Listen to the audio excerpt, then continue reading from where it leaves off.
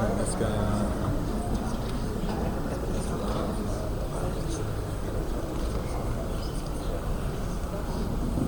Also, commissioners, make sure when you speak in the mic to hold it pretty close to your face, so that everyone can hear you. All right, we are recording on both these ends. Are you ready?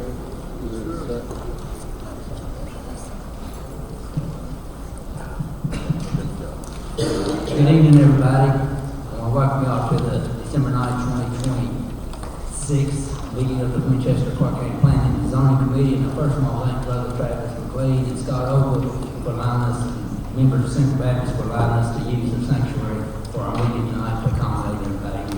We welcome you here. Our first order of business is to approve the minutes for November 4th, 2025 meeting. And I'll give the commission a few minutes to look over what they received earlier in the evening.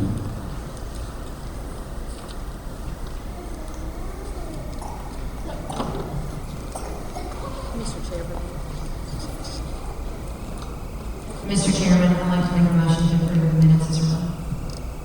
And motion to approve, do I have a second? Second. And a second from Commissioner Taylor. Is there any further discussion on minutes? Any corrections, any discussion? Seeing none, hearing none, all in favor, yea? Yea. Any opposed, nay? Motion passes. Our next order of business is to approve the treasury report and the county payable. I'll turn it over to our Secretary of County, Mathis, for the explanation. Yes, you should have received the financial reports in an email previous to the meeting. I'm requesting payment on the following accounts. The Winchester Sun for advertising, $154.75. Ron Rigney Engineering for 3 months, $750. And KCO for our insurance, $13,627. Does any commissioners have any questions for Kim? No questions. I'll entertain a motion on the financial report. Motion to approve. A motion to approve from Commissioner Nesbitt. I have a second. Mr. Mayberry. Got a second from Commissioner Mayberry. Any other discussion on the financial report? Any questions? Seeing none, hearing none, all in favor, yea? Yea. Any opposed, nay? Motion passes. Our next item of business, is there anyone here that would like to speak to something that is not on the agenda tonight? Anybody that wishes to speak for something not on the agenda?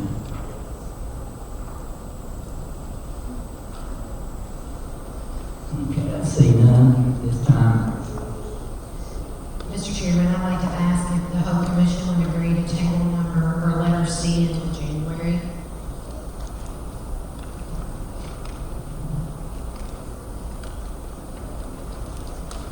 I have a motion from Commissioner Bush to table item number C until the January meeting. Second. And a second from Commissioner Nesbitt. Is there any discussion on the matter?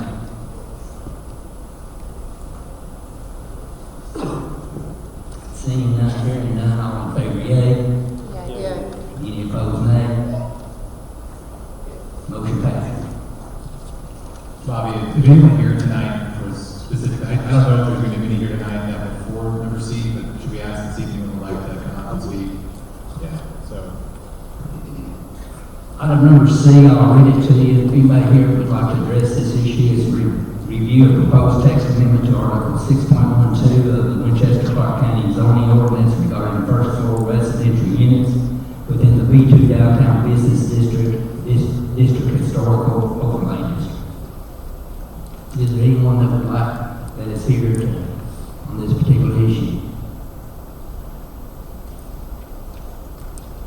No one?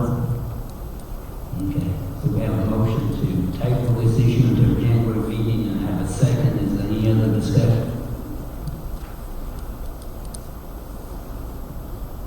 See no discussion, all in favor, yea? Any opposed, nay? Motion passes. Before our first part, public hearing. I first like to have our attorney, Mr. Bobby Gullett, to explain the procedures for tonight. Thank you, Mr. Chairman. For those of you who don't know me, which is probably most of you, my name is Bobby Gullett, and I'm the attorney for the Planning Commission. The two matters on for tonight, both the item A and item B, are requests to rezone property. That is the most significant decision this body ever makes, and the irony is, it's the only decision that this body really doesn't make. The final decision on any zone change goes to the governmental body. So what we will be doing tonight is we will be making recommendations to either the fiscal court or the city of Winchester, depending on where the property lies, to either rezone or to not rezone the property. Now, the significance of that for those of you who are here tonight in either support of or opposition of either of these items is that Kentucky law requires a public hearing on a zone map amendment. It only requires one public hearing on a zone map amendment. And although the governmental body, be it either the fiscal court or the city commission, have the right to hold their own public hearings, they almost never do it. They rely on the hearing that is conducted before us. So for that reason, tonight is your only guaranteed night to speak on this issue. If you want to speak when the appropriate time comes, and that will be after on each issue, the staff will make an initial presentation. The application will be then discussed by the applicant, by their attorney, possibly engineer, whoever may be here on behalf of the applicant. And then the matter will be open to the floor for anybody in attendance to speak either for or against or to ask questions. The only thing we ask is that you approach the podium, you begin by, or the microphones, you begin by giving your name and your address, and you be concise and avoid repetition to the extent possible. The best point made in the world is not a very good point the fourth or fifth time in its uttered. We want to hear all the concerns, we want to hear all the support, but we just ask that you do so keeping in mind that we've got a long hearing and we need to get done with both of them this evening. Thank you. Our first public hearing is item number 8, to review a zone map amendment proposal to rezone 29.67 acres located at 722 Colby Road, 2020 Bypass Road, from professional office P1 to general business P4. This item was tabled from our last meeting, and I would like to ask or entertain a motion to remove it from the table.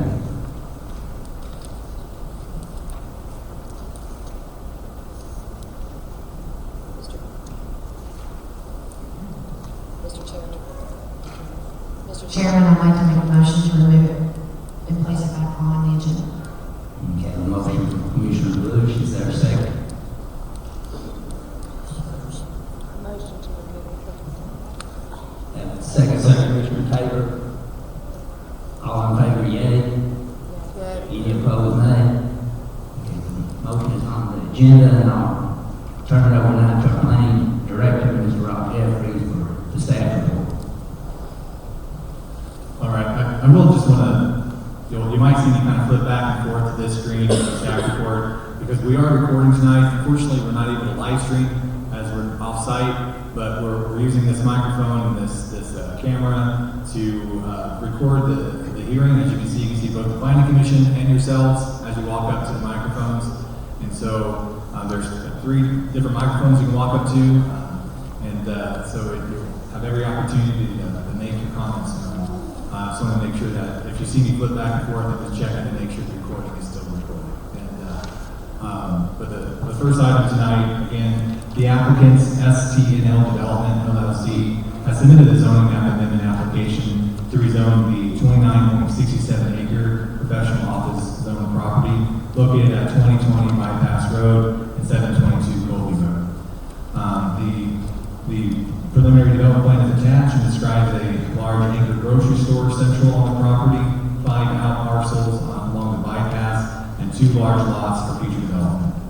The property is shown on the future land use map as being anticipated for public or semi-public, and the future land use map is in the staff report. The public/semi-public land use description is shown in the staff report. The land use designation has been used in several comprehensive plans. Reviewing earlier comprehensive plans, we found that the majority of the land located on the corner of Colby and the bypass was originally anticipated for commercial use. The 1990 comprehensive plan, the 1997 comprehensive plan, and the 2004 comprehensive plan are also shown in the staff report. The property in question has been identified as commercial, professional office, and public/semi-public within several comprehensive plans. The public/semi-public appears on the future land use map found in 1997 and has been identified as such ever since, as shown in the 2024 future land use map.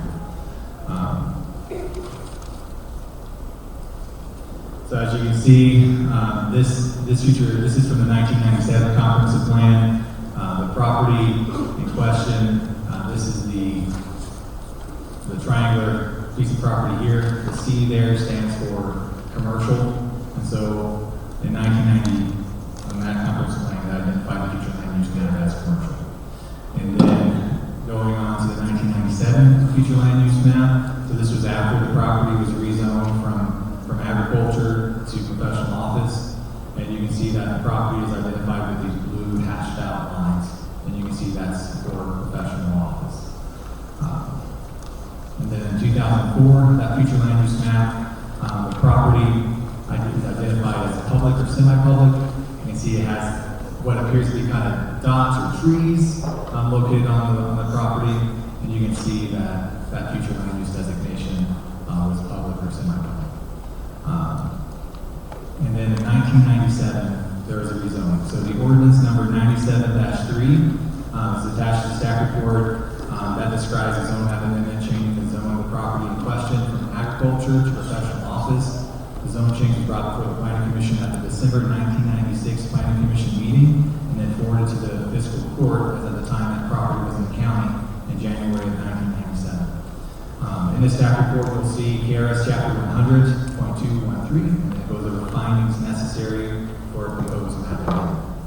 And then we have KRS 100.275, and that goes over for plats, development plans, local ordinances, and rules and regulations as they submit the preliminary development plan with this application too.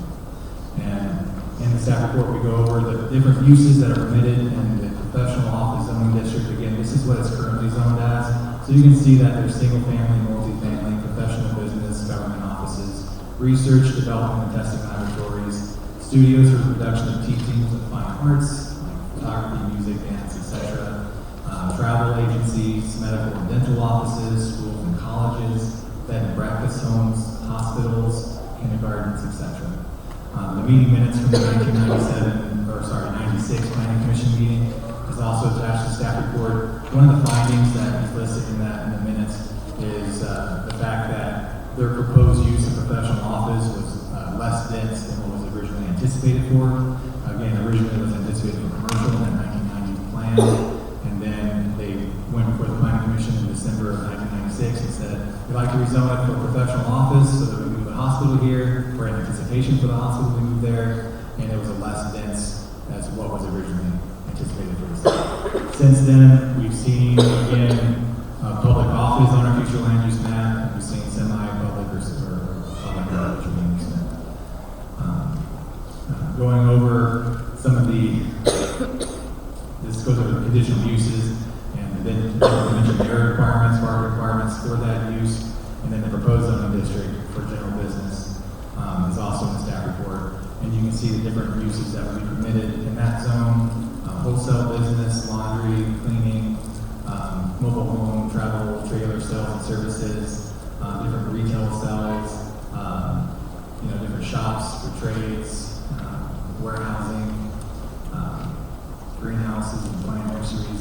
So it is one of the more dense commercial zoning districts that we have, having some of the more uses that would be permitted in our general business district and in our B3 or B2 or B2 districts.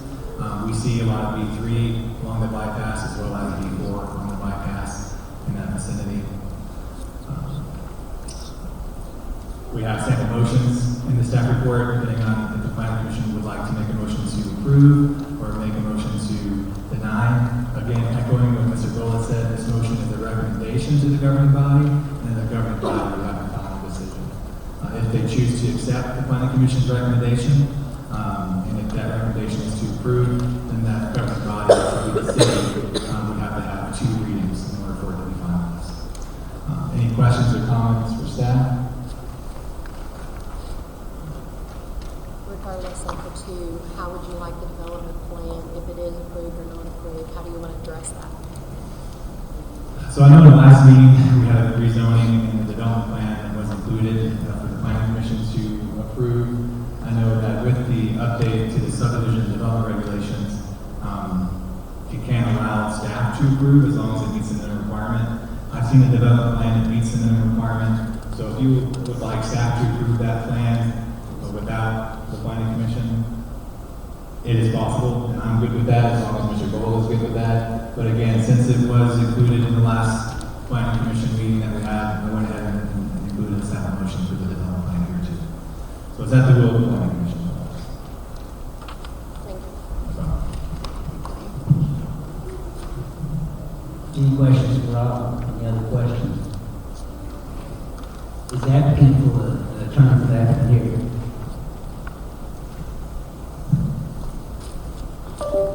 Thank you, Mr. Hart.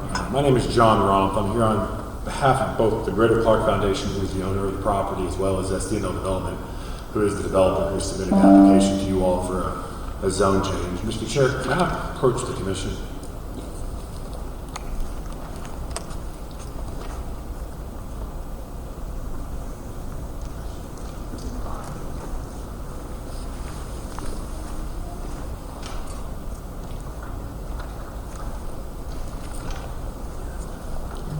Just for the benefit of the public, I do appreciate that this was rescheduled for tonight to allow the public to participate. What I've handed to the planning commission is just a copy of a PowerPoint presentation, which will be behind you. I just wanted to make sure that they didn't have to constantly look over their shoulders. What is before you tonight is a zone map amendment request for a property approximately 30 acres at the corner of Colby Road and the bypass. This is a property that is commonly and colloquially known as the traveling trail. It has been utilized as a walking trail and recreation area for the better part of 15 years. What is before you is not a choice between that and B4 zoning. The property, as staff has already said to you, is zoned P1.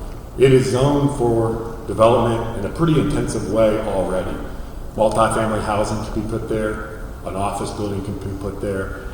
There's a lot of uses that could be put there. And the owner has previously been approached by developers for the more than a dozen years I've worked with them multiple times to develop this property, and they've always said no.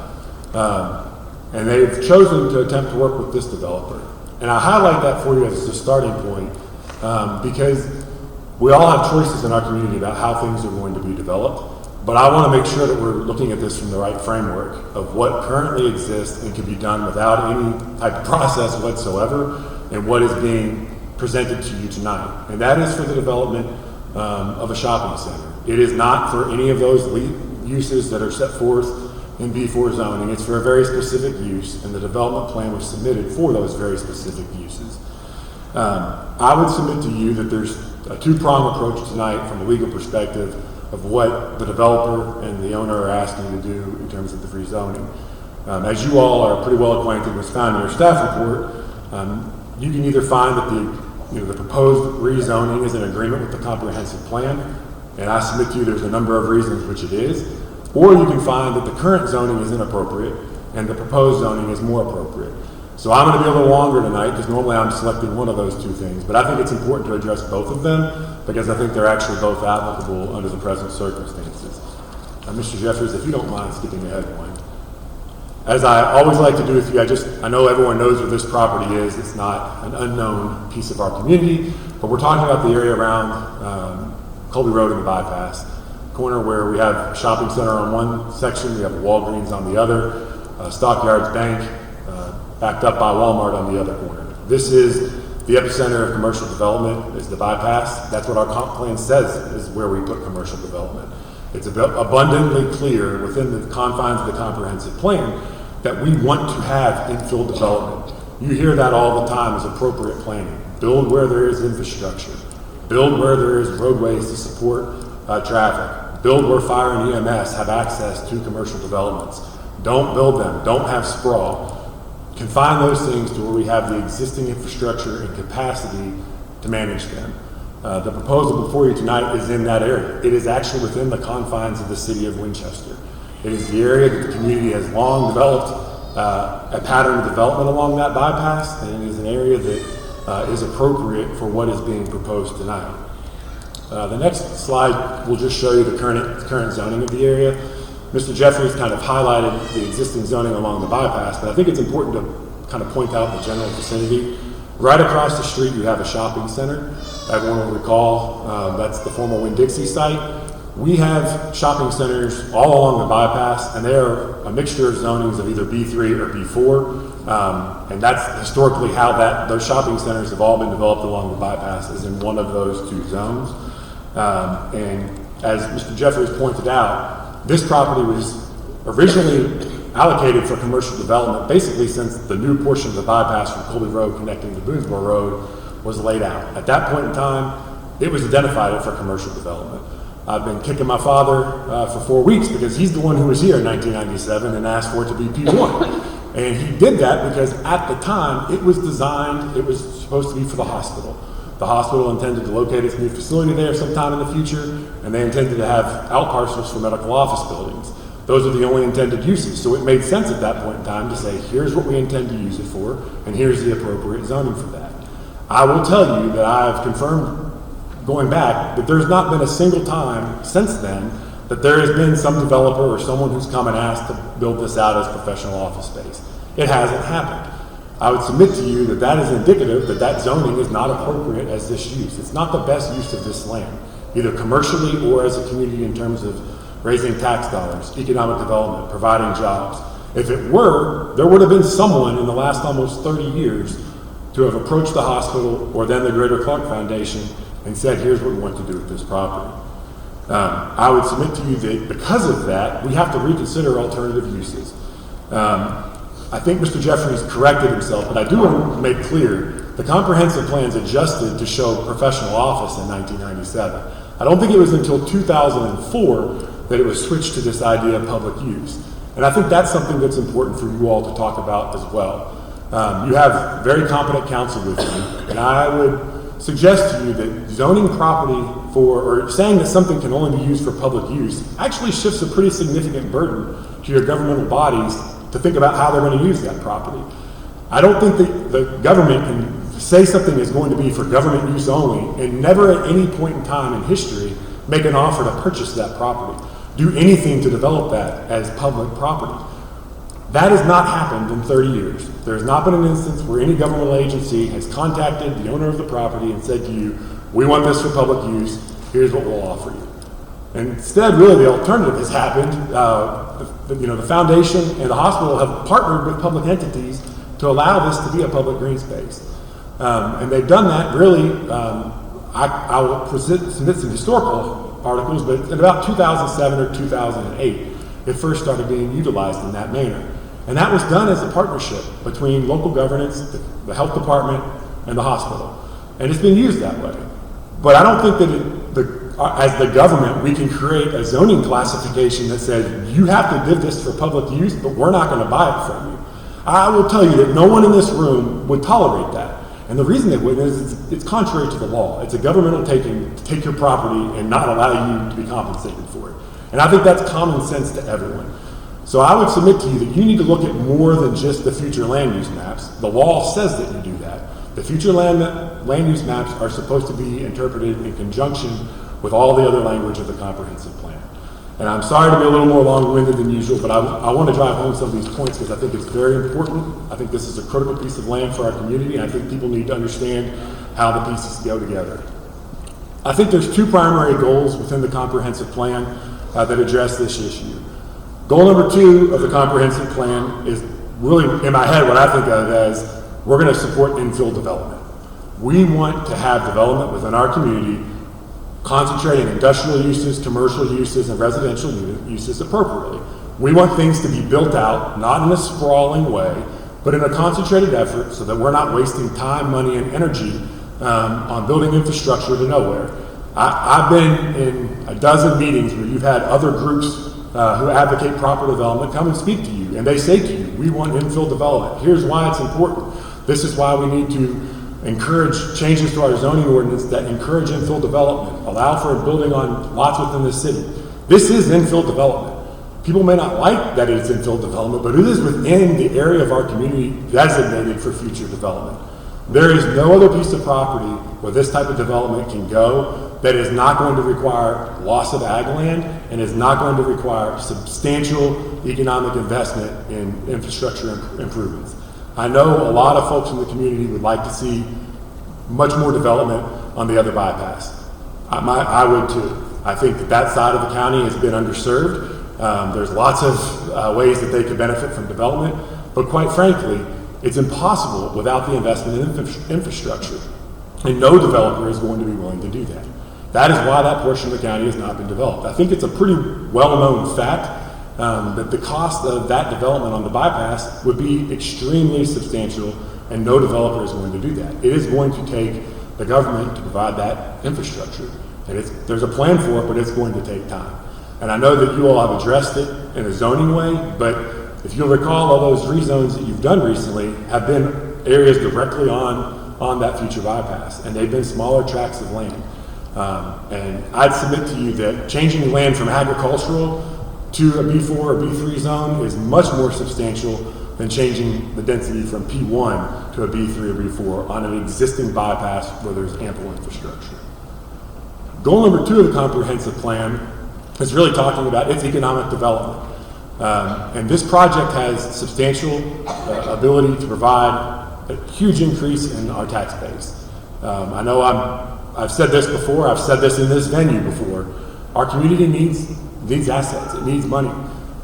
If you pay attention to the city or the county government, they're always trying to pinch the budget to provide essential services. I'm not talking about splurging, but figuring out how to fund our jail, figuring out how to fund EMS, figuring out how to buy a fire station. They're always confronted with this issue of we need more money. And there's 2 ways of going about that. You either increase the taxes on the folks who are here and the tax base you have, or you grow your tax base. I mean, I'm not an economist, but to get more money, you have to do one of those 2 things. I can tell you that the proposed development, Mr. Jefferson, I'm not skipping ahead. The proposed development, in terms of just high-level economic development, the property is currently owned by a nonprofit. There is no real property tax owned on that property because of that. They have a nonprofit status. If this rezoning is approved and the property is transferred to a for-profit entity like STNL Development, it will be taxed based on its fair market value. That tax base is tremendous. You see on the development plan that was part of your staff report, there's 7 out parcels. All of those will be taxed as well. The property tax alone will have a tremendous benefit for the county, the city, and the Clark County Public Schools. There's no question about just that alone is a big benefit. On top of that, though, assuming the project is built out as anticipated, you're looking at least 300 new jobs within Clark County. That's not insignificant. The estimate is that would result in $15 million a year in payroll tax. That is real money that we're talking about. I don't think money should drive all decisions, but I think it's a factor because our own community's comprehensive plan says it's a factor. There is a goal within the comprehensive plan that says you're tasked with treating economic development as being important. And so I'd submit to you that those things are important. The other thing that I would tell to you is that the Greater Clark Foundation's choice to partner with who they partnered with is it partially due to one of the proposed tenants' charitable reputation. They have a long history of that, and it's anticipated that they will continue that within our community. Mr. Jeffers, before we go to the next slide, I'm going to try to kind of quickly point out to you some direct references to the comp plan and why I think this proposal is an agreement. So the first would be that our comp plan specifically identifies downtown as the area where professional offices should be located. It says that's the area in the downtown business district that we want to concentrate professional office space. And I would suggest to you that because of that, that's a reason that the current zoning isn't appropriate.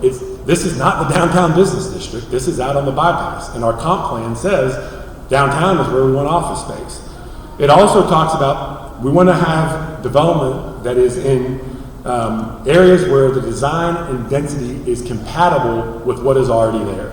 What is before you in terms of the shopping center is very similar, if not identical, to what's next door. You've got an anchor shopping center and you've got out parcels all around it. It's similar to where Walmart is located. It is similar to where Kroger is located, all along the bypass. The design and density are mirroring what we as a community have already chosen for those areas. If you skip to the next slide, it talks about locating commercial, and I think you've gotten ahead of the Jeffrey side. It talks about locating commercial, backwards, sorry, keep going. Going backwards. You got pretty far ahead, that's okay. I'm sorry. That's okay. Is this where we need to be? Yes. And this is talking about page 79 of the comp plan, locating new businesses in areas where there's population. You all have approved a lot of rezoning for residential development, and it's all been on this side of the county recently. You've got a new development on 627. You have 2 new developments out McClure Road. You have another new development on the other side of 627 that no one's broken ground on yet, but you've got a lot of residential development in this area. You're locating a future development in an area to serve a population distribution. Adequate access to transportation facilities. The most heavily traveled road in the community, besides the interstate, is the bypass. This is on the major transportation corridor of our community. We're talking about having access to other facilities. You're close to fire, you're close to EMS. You've got existing utilities adjacent to the site. These are all things that are important and appropriate for development. It cuts down on the long-term costs for our community for these commercial developments. It's the appropriate way to do it. We're doing it adjacent to the existing infrastructure that exists, and we're doing it in a way that provides adequate parking, buffering, and entrances. I'll get to it in a little bit, but the parking actually shown on the development plan exceeds the requirements of our ordinance. That was intentional. There's a notation on the plan that we're going to make sure the proper buffering and compliance with the plan is there, as well as lighting in compliance with our regulations. Applicant has had a traffic study performed, and as a result of that traffic study, they're going to be required to make improvements both on the bypass and on Colby Road in order to account for this development. We'll get to it in a second, but if I may approach, Mr. Chair.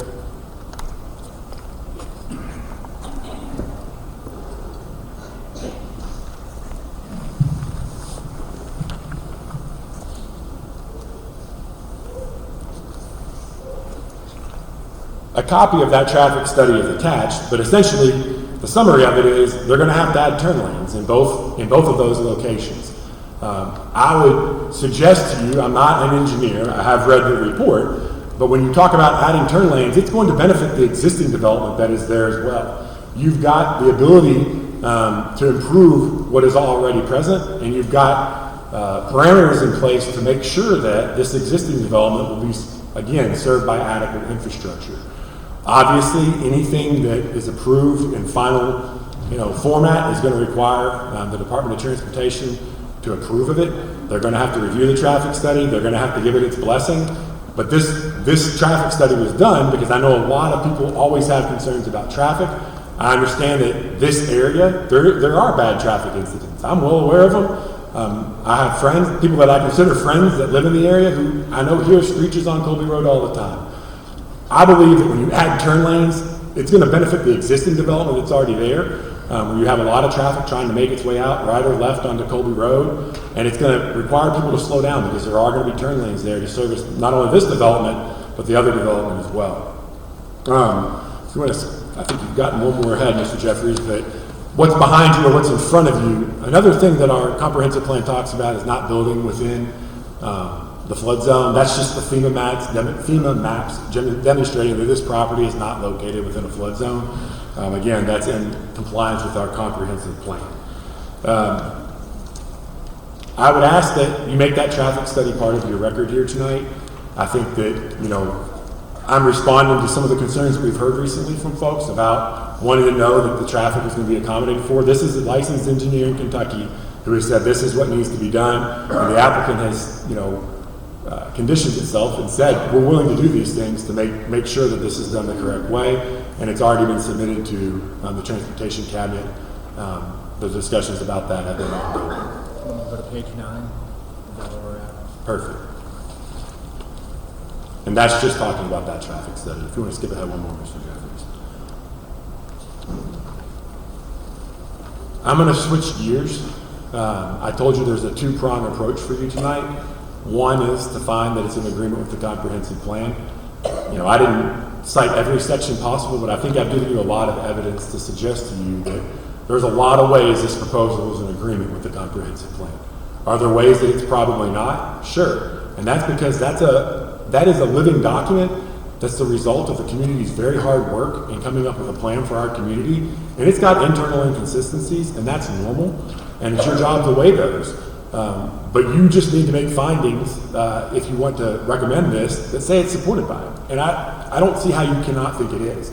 There is ample evidence within the comprehensive plan to demonstrate that. And the most significant evidence to the contrary, quite frankly, I don't think can be legally binding. You cannot have a condition on property that can only be for use for public use and not have the public in any way compensate the landowner for that. That's just contrary to law, and I would suggest that you consult with your counsel about that to get confirmation. But I would submit to you, you can't have something identified that way and then not allow it to be purchased by the government and no offer to come from the government. You recall from the beginning, I said the second way that you can approve this is you can make the determination the present zoning is inappropriate and the proposed zoning is appropriate. And I think to consider that, you do have to have a little discussion of the history of the property. As Mr. Jeffries pointed out, 1990, the furthest back that I could find, and I guess that he could find, comprehensive plan map showed this as commercial use. My recollection, that was my childhood, but my recollection is that was corresponding with the time the development of the bypass was taking place, and specifically that portion of the bypass was taking place. If you look at that portion of the comprehensive plan, it's kind of interesting to look back and see how things are identified, because in some ways we've followed it exactly, but in some ways we've kind of gone off on different directions on that. A lot of the area identified for single-family residential was actually commercially developed. So it's a guidepost, but it is not a constraint to look back at our old maps. In 1997, it makes sense. The comp plan changed to reflect the fact that the rezoning had taken place. The property was owned by the hospital, the Clark Regional Medical Center Hospital at that time, and they had that as a future potential use of the property. They were looking ahead and made the determination it made sense to acquire it, but before they wanted to acquire it, they wanted to make sure it could be used in the manner that they thought it would be, and that was as a professional office buildings and a hospital site, not as a walking trail, not as the traveling trail. In 2004, that changed for the first time. And, the anecdotal evidence that I've been able to find is that the traveling trail did not begin until much later, but my guess is it was being used in that manner for recreation purposes then, or it wouldn't have been identified that way. If I can approach again, Mr. Chair.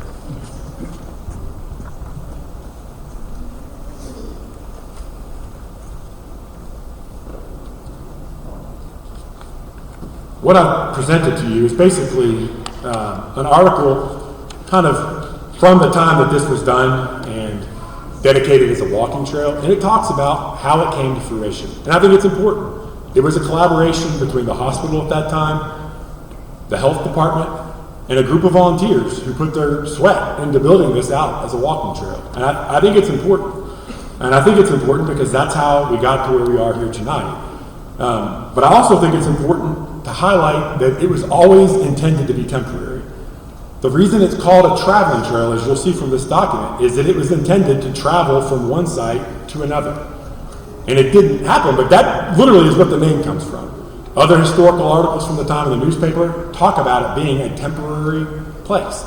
That is what it was, when this commitment was made by the hospital, that was what everyone's understanding of it was. At the time, it was done in collaboration with the health department so that insurance could be provided for the property. The hospital leased it, according to this document, and according to everyone I've talked to who had personal knowledge of it, leased it to the health department so that it could be insured. And a group of volunteers built it out as a walking trail. There's no doubt about that. And they spent a considerable amount of time doing that for the benefit of our community. And they came before this commission at that time to get it approved by the planning commission to make sure it could be used that way. And I think it's been a tremendous benefit to our community. There's no doubt about the fact that public green spaces are excellent for local communities. Our comprehensive plan talks to that too. But a lot has changed since then. The hospital was sold, and a new hospital facility was located closer to the interstate. It's no longer possible that this is going to be a hospital site, as was intended by those prior future land use maps. The Greater Clark Foundation took control of the hospital's assets, and they've continued allowing it to be used as a walking trail. It's no longer done in partnership. They've maintained it, they've insured it, they've taken care of it by themselves for the greater part of the last at least 12 years that I'm aware of. During that entire time, there's not once been an offer from a public entity to purchase this property. As I said before, I'm aware of multiple times they've been approached by commercial developers, residential developers, but not by anyone attempting to develop this either as public office space, or as office space, professional office space, a medical facility, anything like that, or for public use. It's not happened. And I would suggest to you that the landscape has also changed in a tremendous way in terms of what else is here. The Greater Clark Foundation did invest in creating another public green space, and that's located on Lexington Avenue, and it's run by a nonprofit called Legacy Greenscapes. It's Legacy Grove Park. But that was the foundation's commitment to green space. They provided that public amenity, and they continue to help support it in an economic fashion. And there is extra walking trails there that are ADA accessible, they're paved, they can be used year-round, and it is an amenity. And I can tell you that the Greater Clark Foundation is committed to continue to explore opportunities for more recreational areas within our community, within this exact geographic area. That's a commitment that they have to the community, but also to their mission. And the fiduciaries of that organization are committed to making sure they're good stewards of those assets and of those opportunities, and they're committed to continue exploring those opportunities as they become available and as they present themselves. And the decision that was made by them was done in the full context of that, of everything that they know and everything that they are trying to anticipate. If you want to skip ahead, Mr. Jeffries, I just want to talk very briefly about the proposed developer, STNL Development. They are a national developer that makes a point of working with local communities and local people when they do development work. They've done projects in Kentucky, Indiana. If you skip ahead, Mr. Jeffries, you can kind of see some of what they've done. They've done shopping centers in Kentucky, Tennessee, and North Carolina that are ongoing right now. They work all over the country, and they work with, what I've experienced so far, top-rate engineers to make sure that things are done appropriately. You all see all kinds of development plans that get submitted with rezoning applications. Sometimes they are done on one page with very little detail. I think what is before you is extremely robust in terms of meeting the requirements of our subdivision regulations, meeting the requirements of all of our ordinances, as I said, related to parking, lighting, and buffering. They're committed to seeing this project through and doing it in a manner I think that would be a huge benefit to our community. So Jeffries, I'm going to skip ahead a little bit to the development plan. I just want to briefly highlight this, as Mr. Jeffries talked about. Since I was last before you, I think you have now adopted your subdivision regulations, changing the ordinance, so I don't think you have to approve the development plan anymore. I think it's a function of staff. But I do, because it's still required to be submitted, want to talk a little bit about what is there. You can see that you have a shopping center as kind of the anchor central to the site. You then have 5 smaller out parcels, kind of ranging from about an acre to an acre and a half along the bypass. And then you have 2 larger parcels designed for commercial use as well, or other mixed use, along the side and the back of the property. You see the entrances that are proposed. They're both the existing entrances that currently exist, both of Colby Road and off of the bypass. There again are going to be design requirements to improve those entrances in both areas to enable proper traffic safety measures to be met. They'll have to be approved by the Transportation Cabinet before they're ever allowed to do anything. On the bottom right-hand portion, you'll see there's an extremely large stormwater detention basin shown. It's been engineered to demonstrate that that is going to be sufficient to meet the capacity needs of stormwater in this area. You see topography on this map. Again, that's going above and beyond what you often see in terms of preliminary development plans, but this has been an engineered site. I know that because we started receiving calls about people noticing the activity. They've done a lot of work on this site to get before you tonight. This has not been something that's just been, slapped together to get quick approval. This is highly engineered at this point. And I would submit to you that because of that, it does meet our requirements in the subdivision regulations. It does meet what is required of good development in our community. What our community says we want to see from developers, they've done, they've checked the boxes. You approve all the time things that, get 8 out of 10. They're aiming to get 10 out of 10 there. I would suggest to you that one of the things that I've seen folks concerned about is not understanding potential uses. And I can just tell you that in my professional experience, having been involved in a lot of developments like this, there's no development like this with an anchor tenant that does not involve substantial, significant restrictive covenants that protect the anchor tenant.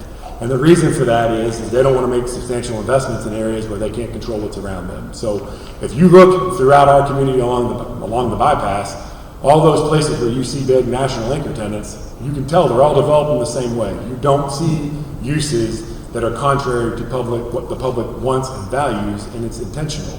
They don't want to be surrounded by things that do not benefit their economic development.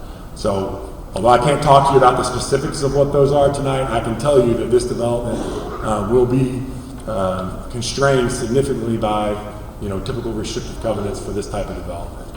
May I approach again, Mr. Hart? Yes.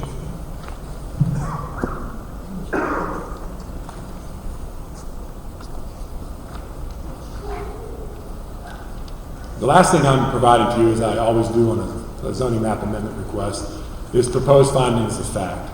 I think you'll find that those mirror those items that I've talked to you about here tonight. The intent is to show you and to demonstrate to you through these proposed findings all the ways that I believe either one of those statutory requirements can be met. Again, that the proposed rezoning is in agreement with the comprehensive plan, or alternatively, that the current zoning is inappropriate and the proposed zoning is appropriate. I will tell you that the applicant is here tonight. If you have any questions directly for the applicant, their engineer, Mr. Wesley Pointer, is also here. If you have any questions for him, I would ask to, as is our practice, to reserve some time for rebuttal. And I would ask that you make part of your record here tonight a PowerPoint presentation, the traffic study, the letter documenting the historical kind of development of the property.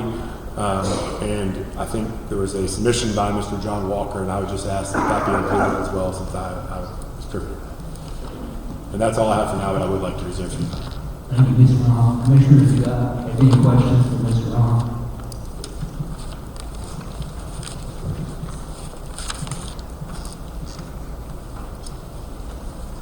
No questions at this moment? Okay, thank you. Thank you. At this time, we will open hearing for the public. Is there anyone here that would like to speak either for or against this motion? Yes, sir, just come up to the closest microphone. Hello, I appreciate you allowing me to talk tonight. My name is John Walker, and I live at 204 Chardonnay Court. What was the address? 204 Chardonnay Court. And I've been doing trail work through Clark County and Central Kentucky for probably over 25 years. And I was one of the original members of the grassroots coalition that helped develop the traveling trail. And what I'd like to do tonight is, we've heard a little bit about the economic development side of the comprehensive plan, And what I'd like to do is kind of go through some of the things in the comprehensive plan that are a little bit, that go a little bit differently than that. And I've submitted my comments to Mr. Jeffries, so I had a few questions. The first was, yes, the area is zoned as a professional office space, but if you look on your map, your land use map, it has also been, it's been listed as a park. And so that's a little bit of a contradiction there. So you're counting it as a park plus zoning it as professional office space.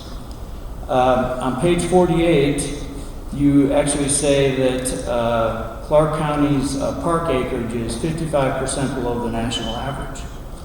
I maintain that it's farther below than that because you also counted the path, which was another walking trail along Winchester, or along 627, and that was gone. It's on to, I think, a housing development. And there are several other things, so I believe you're below 55% below the national average. You also, if you go to page 56, you talk about the importance of encouraging active and healthy lifestyles. And if you rezone this, and allow this to happen, then are you really reducing the amount of active, healthy lifestyle that's available for Clark County residents? I kind of wondered about that. Your vision statement on page 68 says that you propose to enhance transportation network for pedestrians and bicycles. So by doing this, by changing and not allowing the traveling trail to continue there, is that really what is that going to fit with that vision? And that's your overall vision.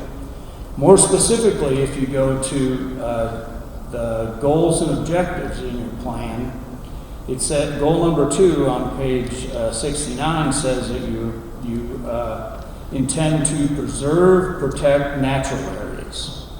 So that's what we're doing at the moment. We're using it as a natural area, albeit it's zoned as professional office space. If you go to goal number 9, it says that you intend to double the number of existing park acres to meet the national benchmarks, and that's within the next decade or so. If we reduce this park, which is listed on your land use plan, isn't that going to go in the opposite direction that you said you were going to go in? A couple of things that Mr. Ronf mentioned is that it's no public entity came into play to purchase this property. Well, let me ask you a question. Wasn't this when the hospital was developed, wasn't it public money from the city and the county that went into the hospital? So essentially, and it was a nonprofit that the hospital was, so it wasn't essentially public money, the money that the Greater Clark Foundation has, isn't that in part public money? And so therefore it could be used for a public entity. And I'd just like you to kind of think about this a little bit. Your comprehensive plan says that you're going to balance development and green space in public places. And we're below the national average. We need those kind of things. Yes, it's called the traveling trail because it was going to travel somewhere. But my point is it was never intended to be called the temporary trail. And we need to, we can't just say it's going to go away because it's zoned and it's going to disappear. What happens when the next comprehensive plan comes about? Are you just going to say, yeah, now we're 70% below the national average?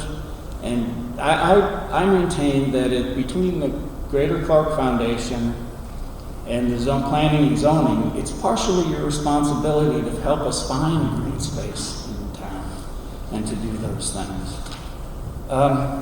Lastly, I want to leave you with one last thought, just something to think about. When you go places, when you travel and go to communities, and don't you like to go to places that have green space and have parks, you have places to walk, or places to bicycle ride? Do you go and do you enjoy those places and you go there? Do you, or do you go because they have 3, 4, 5 grocery stores on a very busy road in a town the size of Winchester? I would love it if we could make Winchester and Clark County somewhere that people want to come visit and maybe even move here. I appreciate it. Thank you very much. Mr. Walker, would you like to cut this copy made part of the record? Yes, sir. Thank you. Thank you. Anyone else here that would like to speak for or against? Yes. Good evening. My name is Craig Thompson. My wife Susan. We live at 510 Colby Road. Colby Road is a very narrow road between Boone Avenue and the bypass. And our greatest concern is the accelerated traffic and the danger that is presently evident for pedestrians. Currently, the sidewalk on Colby Road ends at Bristol Place. And as the commission considers this expansion, it is critical that sidewalks be a part of this development plan. As my wife refers to me as the mayor of Colby Road, as I sit in my recliner and watch the traffic, people leaving town, going to the country, people from the country coming to town. During the summertime, I see about 24 folks about every day walking on the side of the road. On May the 17th, there was a near head-on collision right in front of my house. The reason for that was about 10 o'clock at night. The reason for that was a young lady about 14 years old walking from town back home. And she was wearing dark clothes. And right there in front of Colton's, pretty well lit, we got a big light right there at our driveway, but she wasn't visible. And the young man in his car swerved to miss her. And when he swerved to miss her, he had a head-on collision, 2 cars spun out. And the little 14-year-old girl was scared to death. She ran away down Lamb Lane and back up over in the neighborhood. It's a very dangerous area for pedestrians. Saturday night after the parade, there at the corner of Lamb Lane and Colby Road, there was another accident. Just as we consider the development, Susan and I just asked the citizens to please, and the developers, to consider proper installation of sidewalks for the citizens. And let's get the sidewalk from Bristol Place connected to the new development should it get approved. I appreciate your time. Thank you. Anybody else wish? Yes, sir.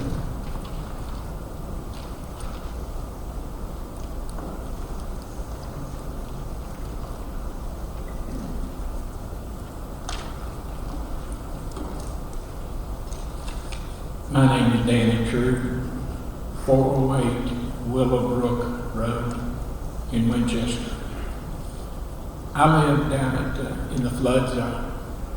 I know that the gentleman that preceded me said that the proposed area wasn't in the flood zone. However, I am. I was told by the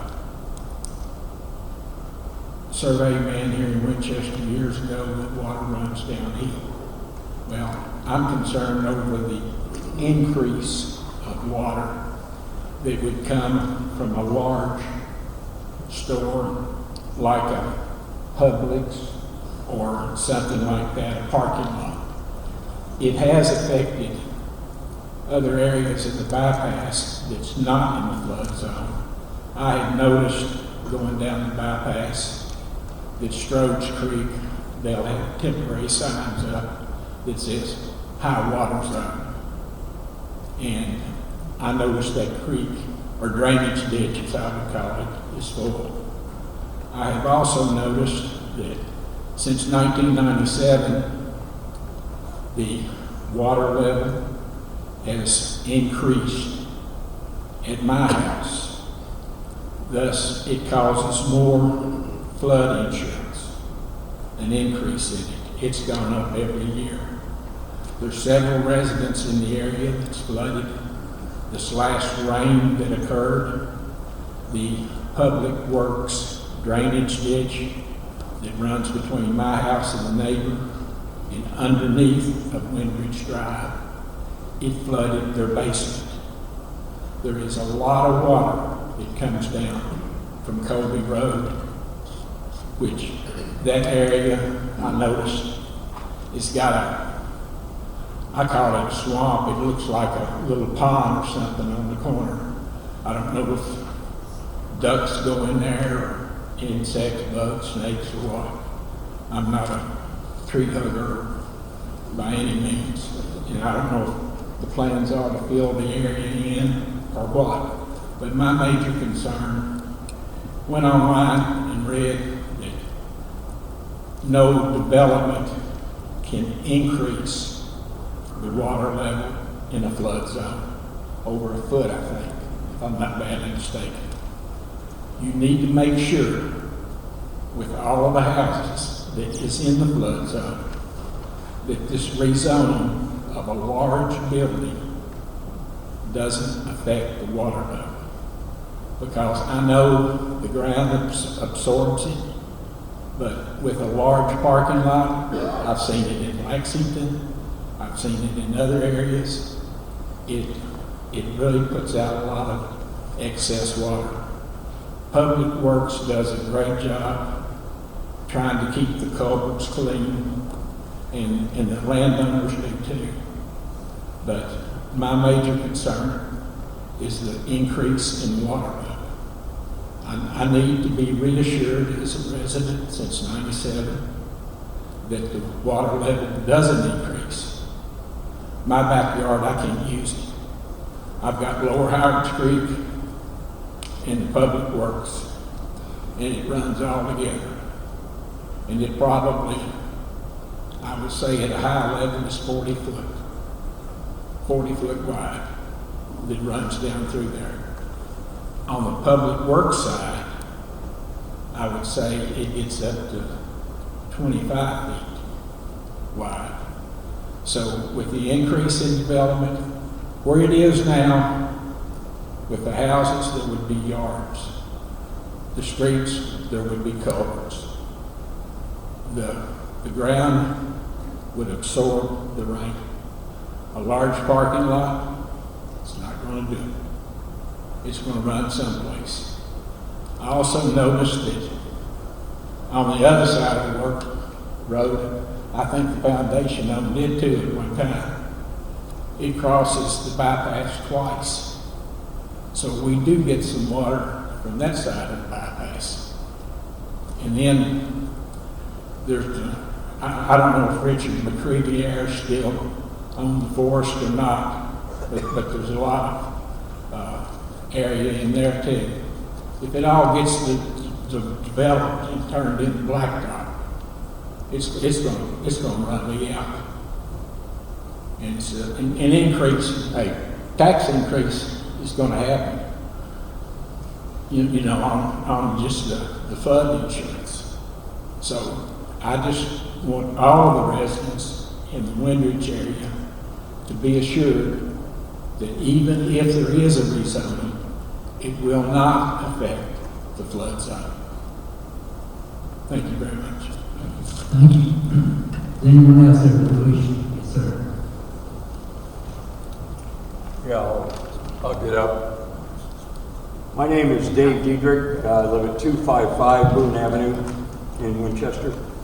Can everybody hear me? Yes. All right, good. I'm against it for two different reasons, and they're both very selfish reasons.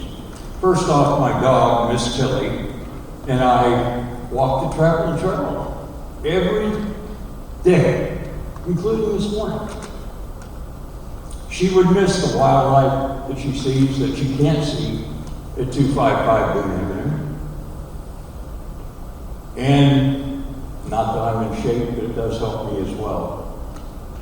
Secondly, I live on probably the 4th or 5th busiest intersection in town. And if the increased traffic goes down Colby Road and turns at my corner,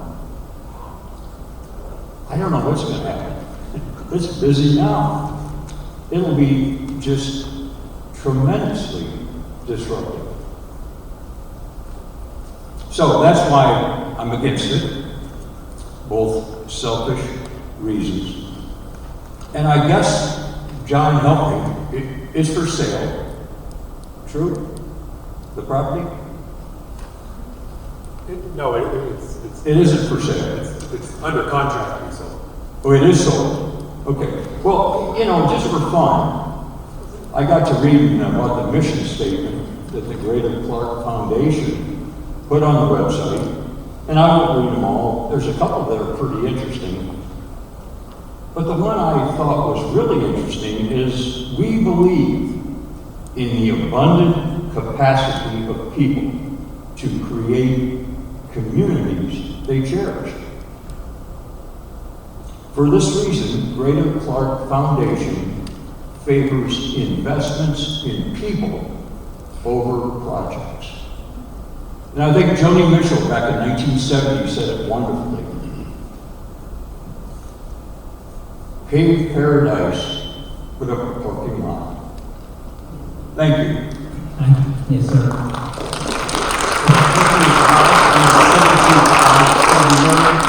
What did you say? Could you repeat that?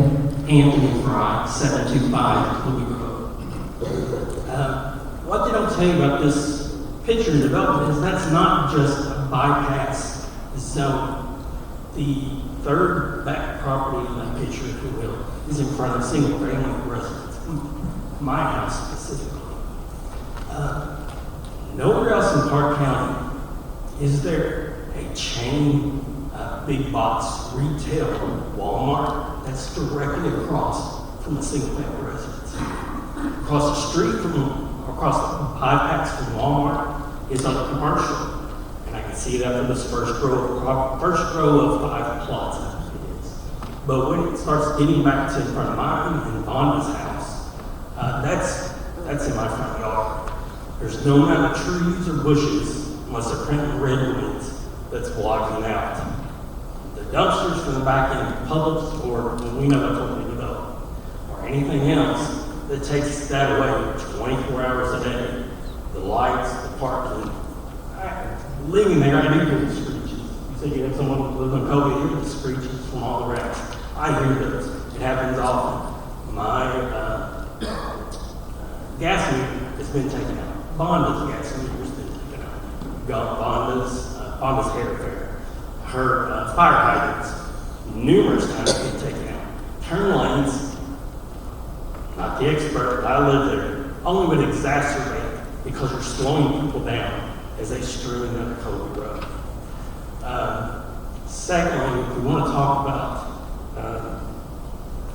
all that this company has done everywhere in different places, I'd like for you to look at what Fort Thomas has done. Fort Thomas told them no, because it was on a two-lane street where it ends, just like Kobe Road. I'd like to think we're as smart as Fort Thomas. Third, for the community, if any of you have children or school children, every child in the county is on free lunch. Not that wealthy of a county of individuals. And to bring a third major chain public grocery store within less than a mile of 2 others, that Lexington has already done the research on this. They're more expensive than Walmart or Kroger's. Maybe not on the individual sale item, but as a whole. So what are we asking for? Another empty building. There's plenty of room already zoned for this. But my major gripe is a selfish one because it comes directly in my front yard. We don't do that anywhere in Clark County. What precedent are we setting for that? Thank you. Oh, I'll take one more this moment to say the Greater Clark County Foundation that I'm disappointed and appalled we're taking the shiniest penny.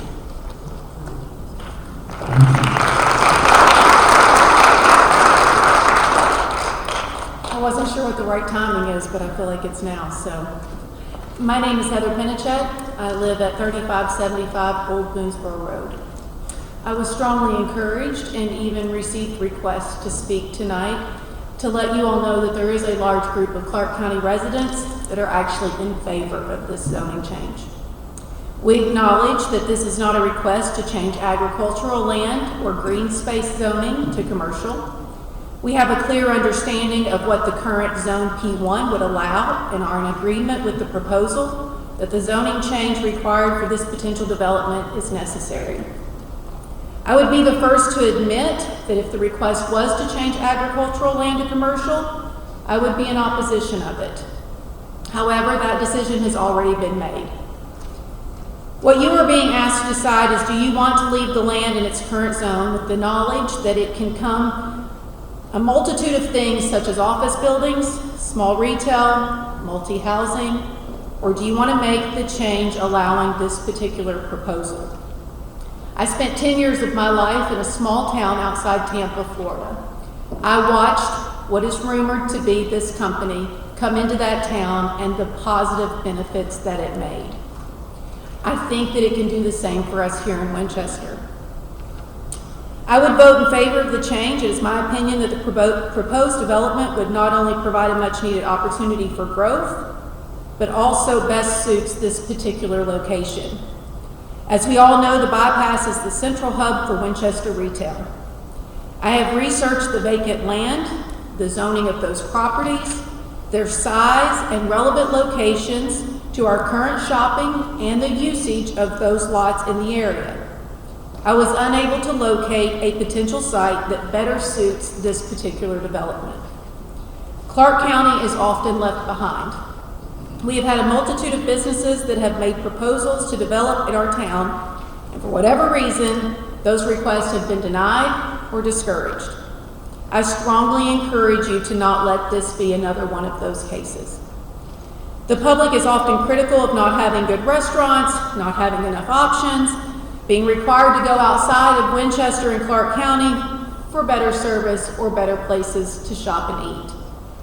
There are constant complaints about how crowded our current options are. If you were there this weekend at either location, you know exactly what I'm talking about. If we want better alternatives, if we want business growth that encourages residential growth, if we want to keep the hustle and bustle somewhat contained, this is our chance. The complaints regarding heavy traffic are valid. The complaint I heard tonight about flooding is valid. I would suggest that this particular location could actually relieve some of the congestion we currently face between Walmart and Lowe's.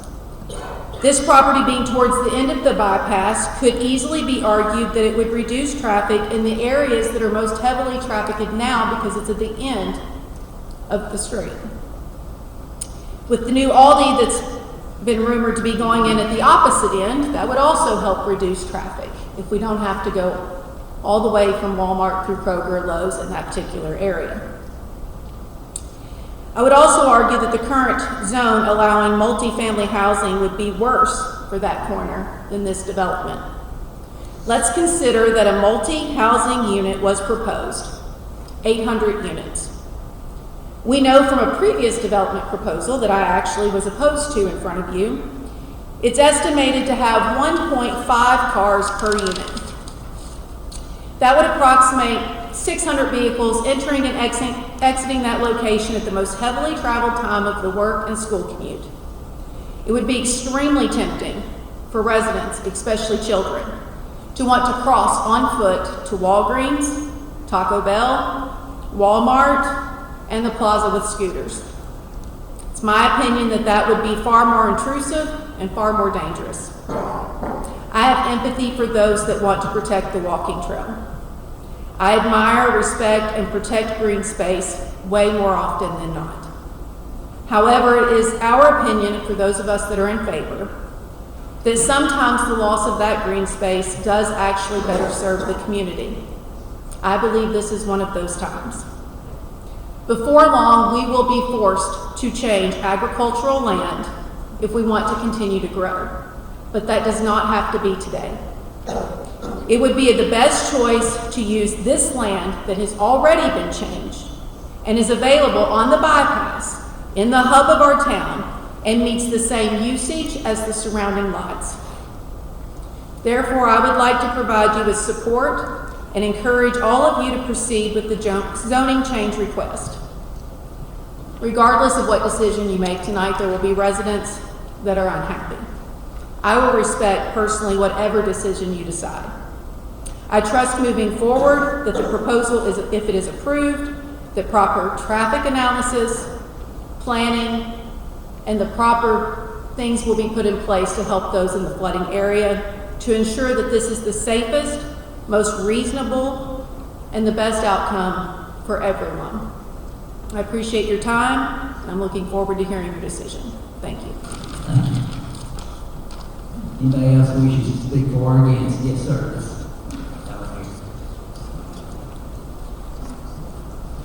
Hey folks, my name is Joe Watt, and I live at 723 Colby, right across from that boondoggle that you're want to put in.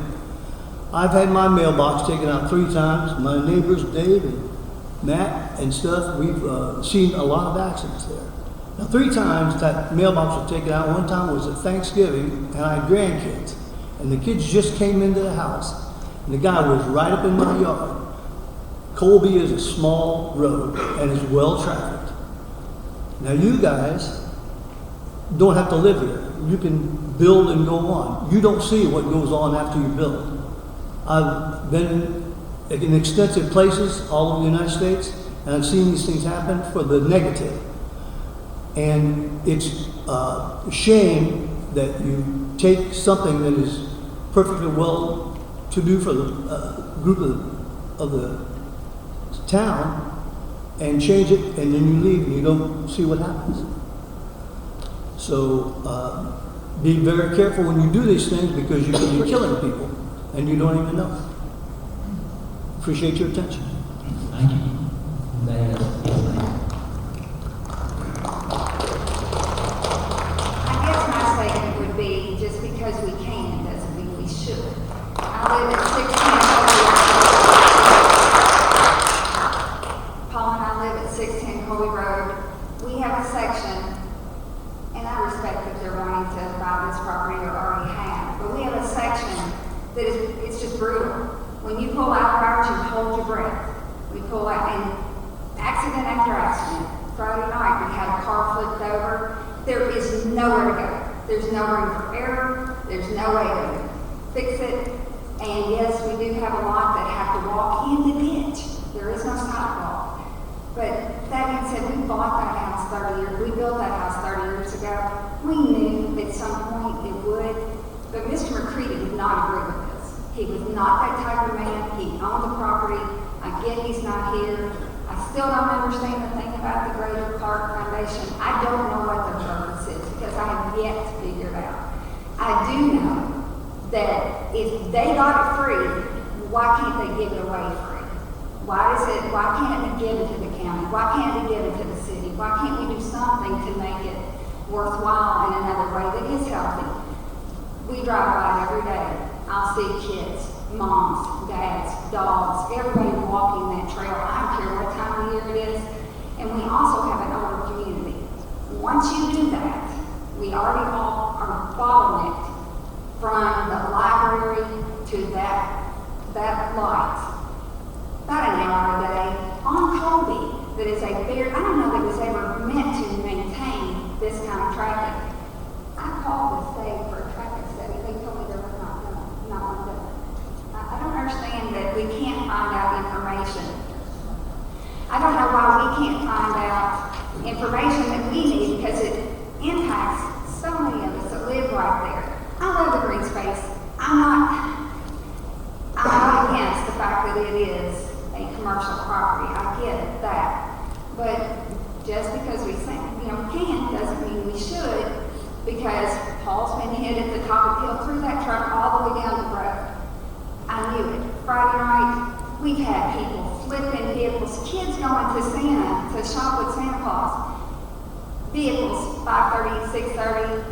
We can't maintain it for the fact that I tried to get a traffic study. I tried to get it, but they person purchasing does that part. So I tried to get that yesterday to be aware. But there is no getting emergency vehicles from almost to the library. I don't know if y'all ever been on there where you're stuck. And I'll get calls, that's not you, Patty, that's not so-and-so. Paul, I say that he directs traffic because the people, police officers cannot get there. So at the top of the hill, police can't get down. Paul's down there, trickle down effect. Trickle down effect. It's like somebody's gonna hit somebody, somebody's gonna hit somebody. I don't know that anything they can do can stop that. And that entrance they talked to about the barn, that's not a good entrance, that's not a good exit. I hold my breath coming out the top of our road. There's no places to put lights. And then when they're talking about Windridge, Paul and I lived in Windridge. We were flooded. We lived at 410 Willowbrook Road. That water is, they don't maintain cars like they should.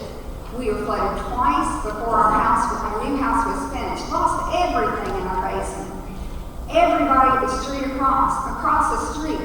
And you cannot tell me that you don't change the flow of water when you build something. I'm not that bright, but you will, and it can happen. And nobody should lose just for the dollar of somebody that doesn't invest in our community. The Greater Clark Foundation is, and they should give it back to our community, not to someone out there. And that's all. Thank you.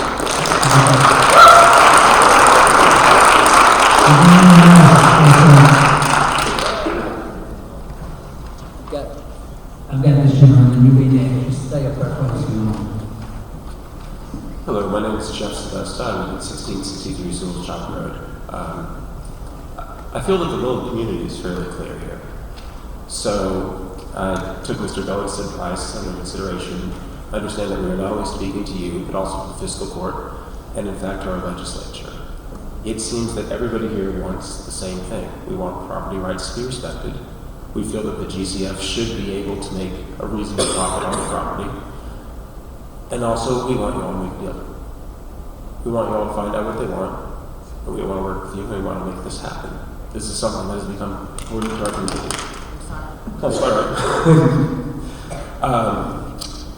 It seems to me that this is not the project, since we would have to make major changes, that they are offering us the opportunity to build a road larger. The road cannot be built.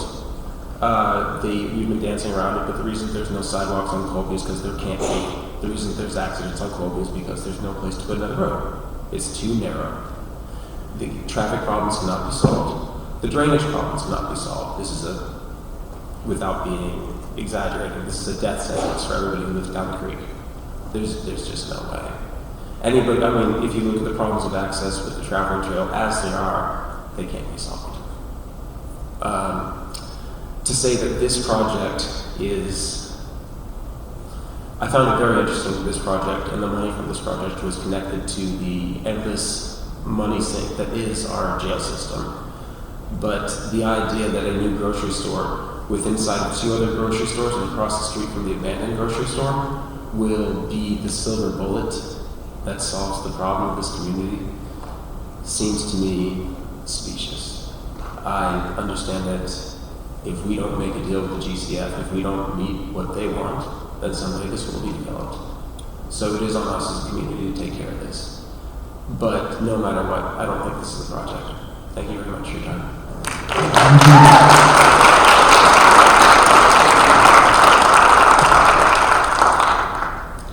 Good evening. My name is Lisa Pohl. I live at 27 Colby Hill Circle. And I want to talk a little bit about how Mr. Rump had said that the land was owned by the former nonprofit hospital. And when the hospital owned that land, and when the hospital was sold, the Greater Clark Foundation was formed, if I am correct. So that land was never paid for, it was given with community. The Greater Clark Foundation was formed to benefit the community, if I'm correct. So now the Greater Clark Foundation is going to sell the property without asking the community if they wanted that. They asked the community what they wanted when they built Legacy Grove, but they're not asking the community what they want now. And they've made a deal apparently that is contingent upon the zoning of this being changed. So this is different than a person owning property and selling it, because this is a nonprofit that is here to benefit the community. So the landowners are the Greater Clark Foundation, which is for the community. Also, I want to say that there is not an access currently from Colby Road. I live right there. I'm at the trail often. There is not an open trail. There is a little gate with the gravel, and it is always closed. It is never open. So no one is using access from Colby Road to access that property right now. That is not correct.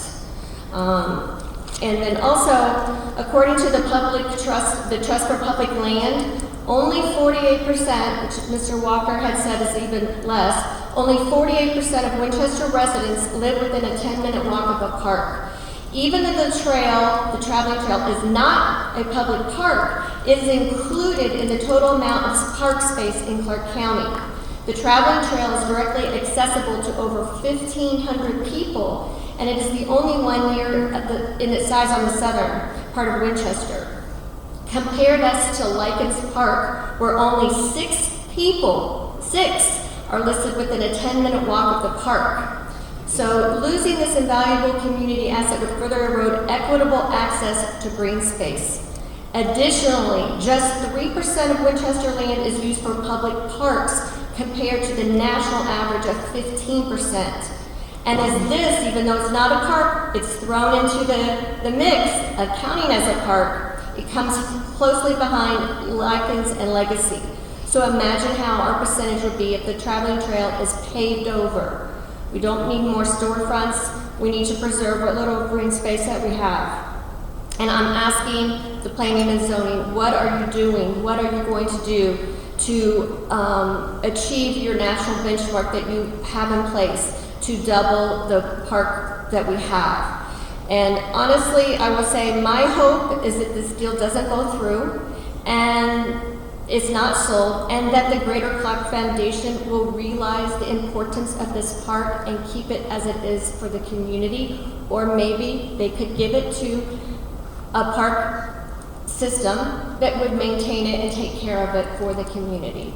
And may I approach the members with the photo? Thank you. And that's all I have to say.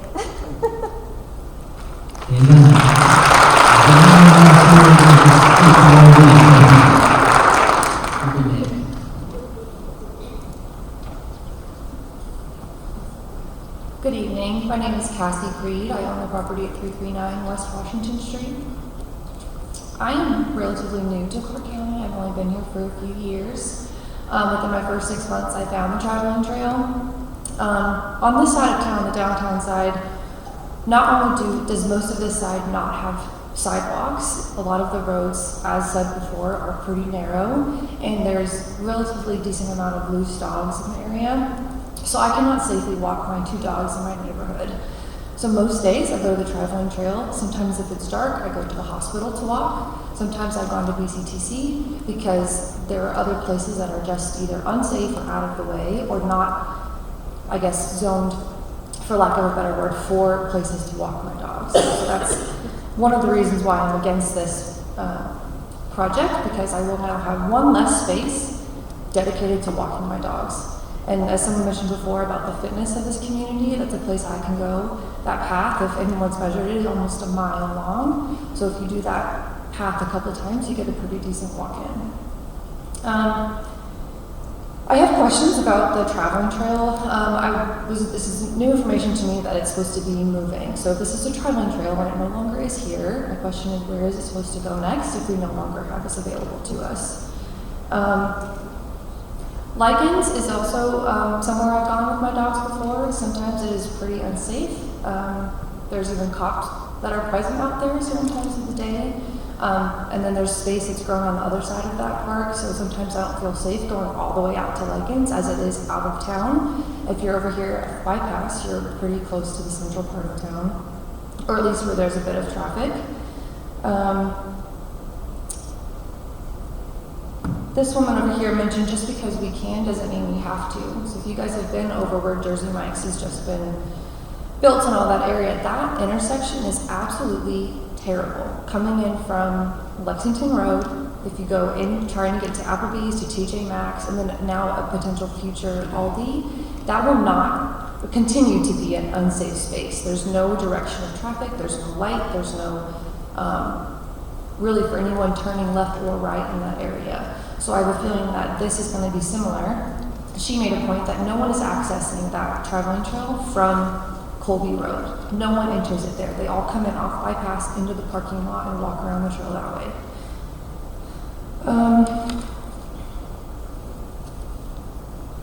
Another thing is, because I have 2 dogs, one of which is an older dog that is not that friendly with other dogs in his space, so that's why we don't utilize the dog park. The dog park has risk for biosecurity issues, dog bites, aggression, zoonotic diseases. If you don't know what that is, it's a disease that can be spread from animal to human, such as E. coli, Salmonella, and Giardia. And so that's one of the reasons why I don't utilize the dog park, but I am able to utilize a walking trail such as the one on Colby Road. Again, most of that area doesn't have sidewalks, so even if I wanted to drive to the library and walk around that area, there's no sidewalks over there for me to utilize and to stay safe.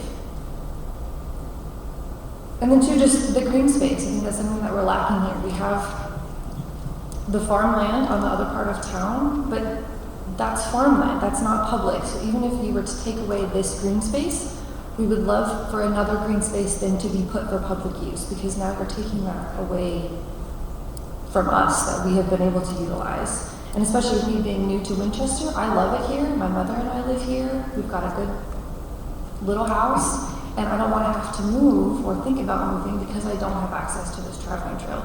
It's a 6-minute drive to my house. I feel safe when I go there.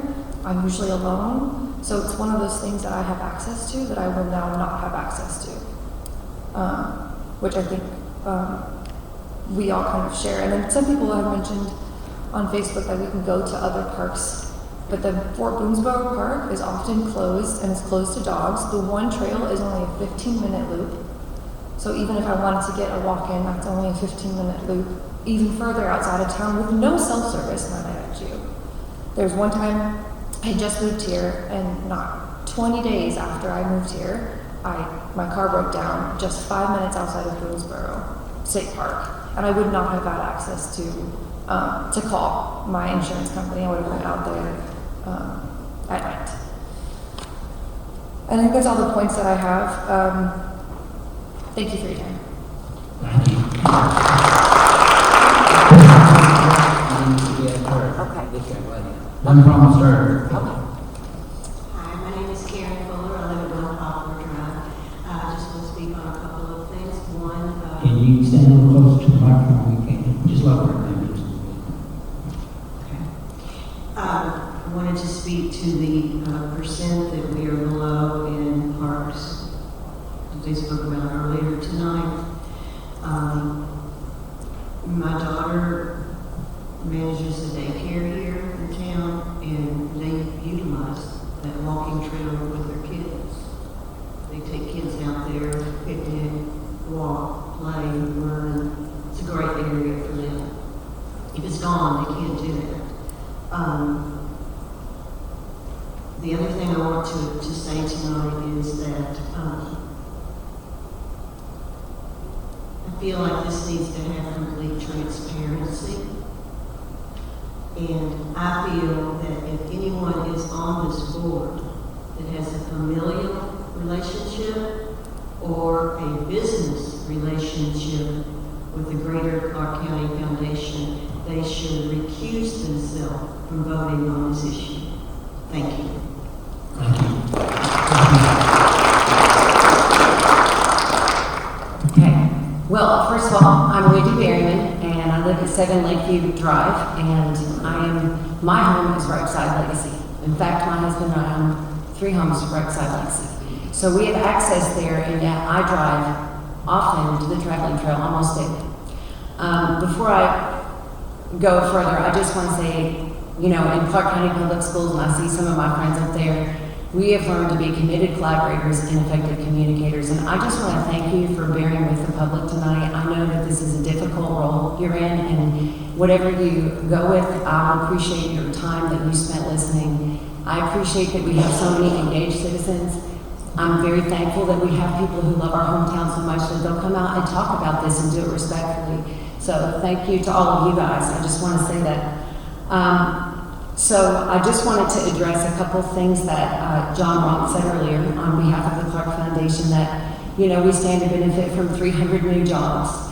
But if I Google jobs like little retail $15 an hour jobs in Clark County, we have an abundance of those. In fact, oftentimes they go unfilled. It's very difficult right now in today's market to fill them. When it comes to taxes, that it'll add to the community. While that's true, we do stand to benefit from the taxes. What will it cost us in taxes to deal with all the infrastructural problems and everything that comes along with this, including, I know, you know, some people around here in this very room make a living in real estate. You know, if we have a Nicholasville Road situation on our bypass, that might be a huge deterrent for people who would like to buy those beautiful new houses by Southland or those beautiful new developments that John Wilson's building. You know, we have so many nice developments going in, but if they're going to Lexington to work, wow, that's going to be tough for them. You know, that might be an hour commute with a couple hundred more cars. Right now, there are 8 stoplights. I counted them this morning because I'm driving from Lexington Avenue down that bypass every day, and I have to leave earlier every day to try and get to work on time. It's always a challenge.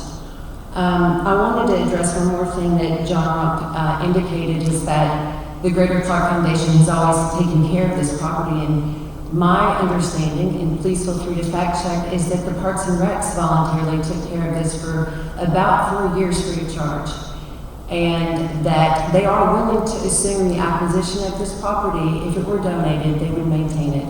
And I'm sure that there would be community support for adding to it the things. I can personally promise that the very group of people that were here tonight, I would organize those people and we would begin to fundraise immediately if there were any opportunity there for that.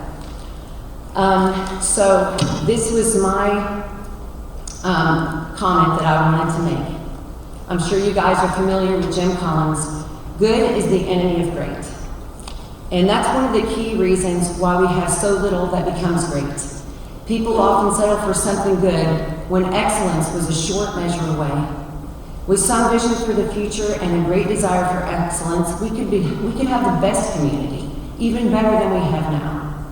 Is it good to bring a few jobs to Clark County? Is it good to have another grocery store? Absolutely. But for a Publix, I'm not opposed to Publix. I go to Florida all the time and I love that store. But is this the best place for it? In Winchester, that would make our community better. Maybe we should ask for those looking to relocate if additional retail, wholesale, large box chains would make this a more attractive community, or if they would be looking for a place to decompress, like a park to take a walk in, like the Arboretum, or any number of other places, Masterson Station that makes Lexington a great place. The Greater Clark Foundation has articulated in its core beliefs, and I quote, "We have an obligation to create a society that enables collective well-being and produces equitable power, access, opportunities, and outcomes regardless of the social conditions one is born into. Our parks are the lending library of nature, and those who do not have the financial means to acquire land can enjoy birds and trees through the parks. It allows them to have access to better physical health and mental health and resolve many stressors in their life." And though he didn't join me tonight, I met with the firefighter who was discussing all the PTSD from our local service people, like our paramedics, our police officers, our firefighters, and let's not forget some of the most important people, our veterans, who would benefit from taking walks at a trail like this one. I will leave you with this.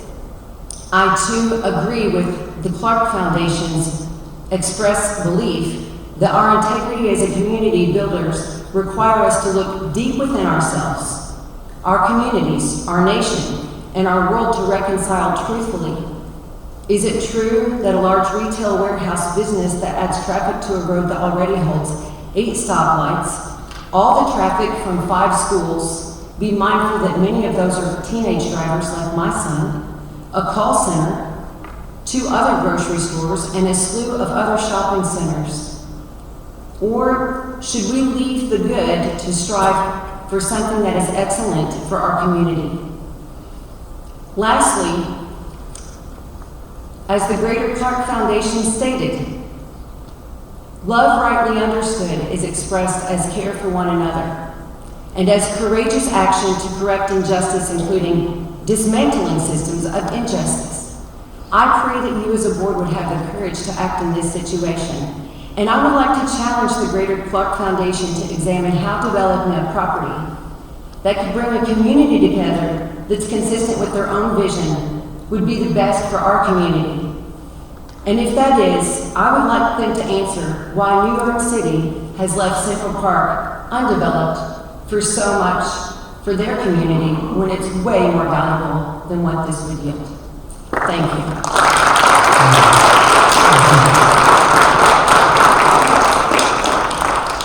Hello, my name is Piper Swanson. I am 10 years old and I live at 9 Euclid Avenue. I disagree that they are tearing down like the trail to like replace it with like a store or something like that, or like a road, because people use it.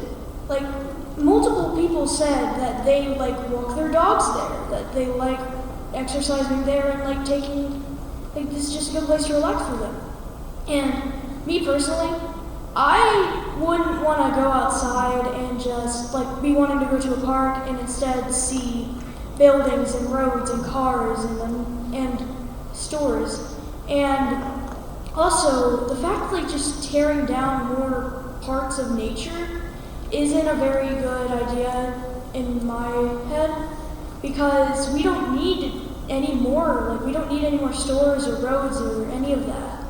And like we tear down so much of it already. It's just, it doesn't even make any sense to me why why they want to replace something so beautiful like nature and just replace it with like pavement or like stores, and it's just not a good idea in my opinion. That is all I really have to say. Thank you for your time.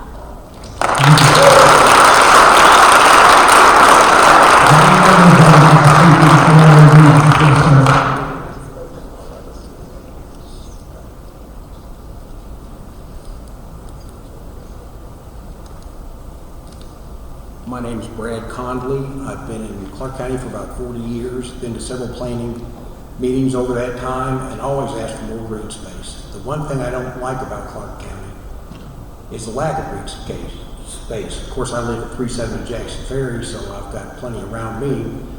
But over the years, I've driven by that lot hundreds of times and had pride that Winchester had the foresight to set that aside as a whatever it's walking trail, and not develop the whole bypass.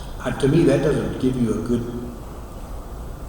I've been in other communities where you see green space. You don't see green space in Winchester.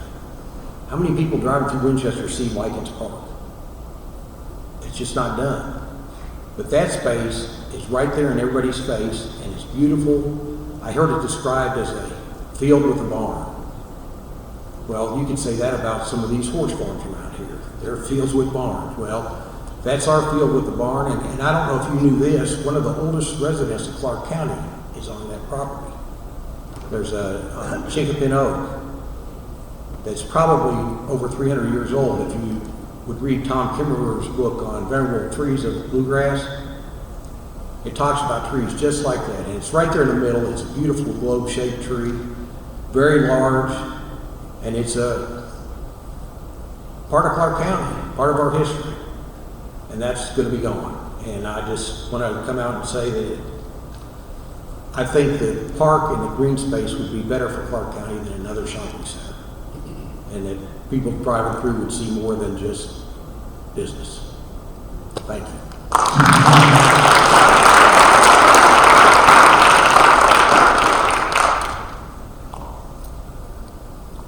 My name's Laura Carpenter. I live at 2416 Ironworks Road. Yes, I live out in the county. I lived in Winchester. I chose Winchester to be my home. I'm from Louisville originally. Now, there is no argument that green space benefits the community. We don't even have to have an argument about that because it's just a fact. One thing that people need to take into consideration, that I'm not a public speaker, forgive me.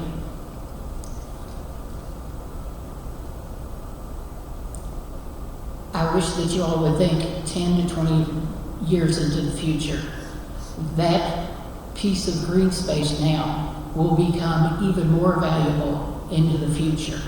Do we sell off that piece of our future for short-term gains of putting in another grocery store that, quite frankly, we don't need in that stretch of land?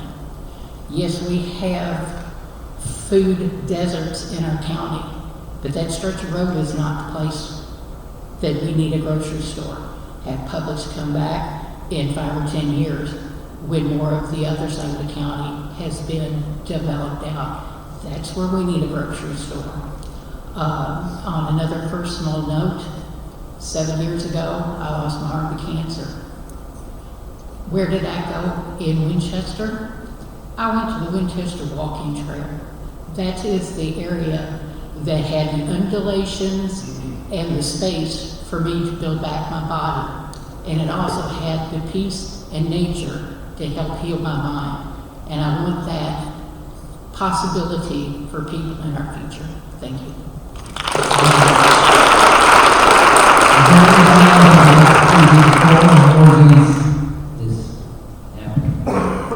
Yes, sir.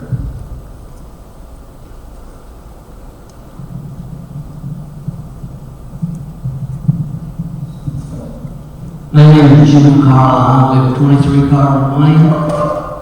Is that too loud? You good? Okay. I stand amazed to watch Fayette County and Lexington. It's one of the most beautiful places I think, in the world. The horse farms are outstanding. Anybody that can't appreciate flying into Bluegrass over Calumet Farm and seeing that is just blind. Yet, the attraction that it has brings in so many people, and they have to have homes, and they have to have schools, and they want more commercializations.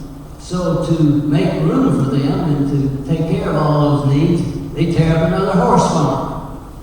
They're going to realize someday that they've run out of horse farms. A lot of people live here, a lot of commercialization. But what brought them here in the first place is gone. My point is, we have a beautiful little spot, and this is a small town. There aren't many others around that I ever run into that have a little spot like that right next to a commercial area where everyone going by hundreds of times a day. Cars, I live where I can hear the cars. I don't know, several hundred yards from the bypass, but I can hear the bypass. It sounds like I-64. And the appeal that has, if it's destroyed, that destruction is permanent. The folks that said where you do today, 10 years from now, can't go back and reverse this if they change their mind on what you did today. This exists or it doesn't exist. And the choice right now is to destroy it or not to destroy it. I walk that trail. The only place I know around here is you can walk almost a mile and stay on the grass. My feet appreciate that at my age. And I ask you to give very close consideration to what you're doing, and I ask you to turn this recommendation down as far as changing the zoning of that area. Thank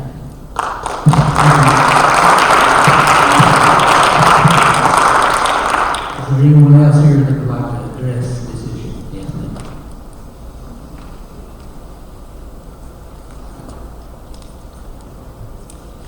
Hi, my name is Becky Alexander. I live at 122 Lakeview, or not Lakeview, I'm sorry, Bayberry Lane. You know, I was looking at some of these places where the applicant has built, and Elizabethtown, Owensboro, Louisville. These are larger areas, 60,000 people, 600,000 people.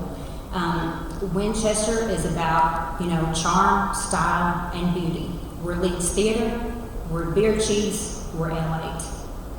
Thank you. Anybody else that wishes to speak before against? Yes, ma'am. If you want, in the striped shirt, if you wanted to come up and stay next to your microphone so you can talk next, that's fine. I saw someone else raise their hand back there. We'll get to it. Hi, I'm Linda Connor-Kugel. I live on 43 Baldhaven Avenue.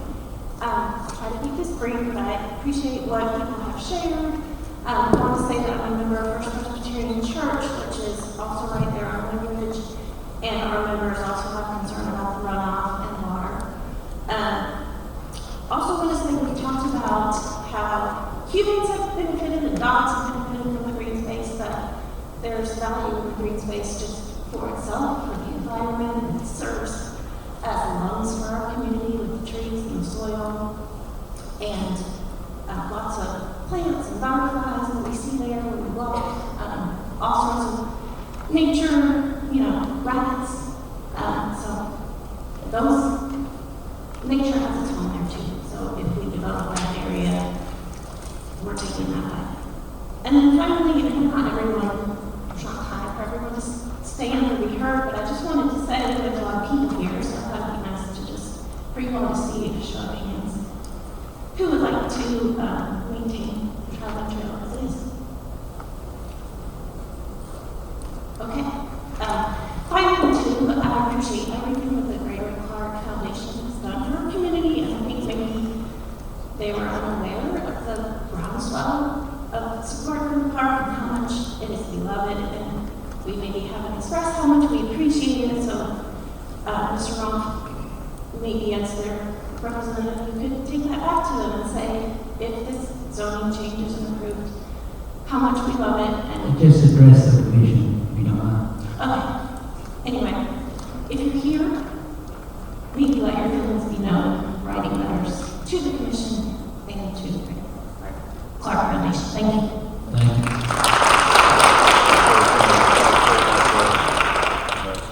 If there's anybody else who wants to speak, if you want to just proceed to your microphone, you can be next after this gentleman.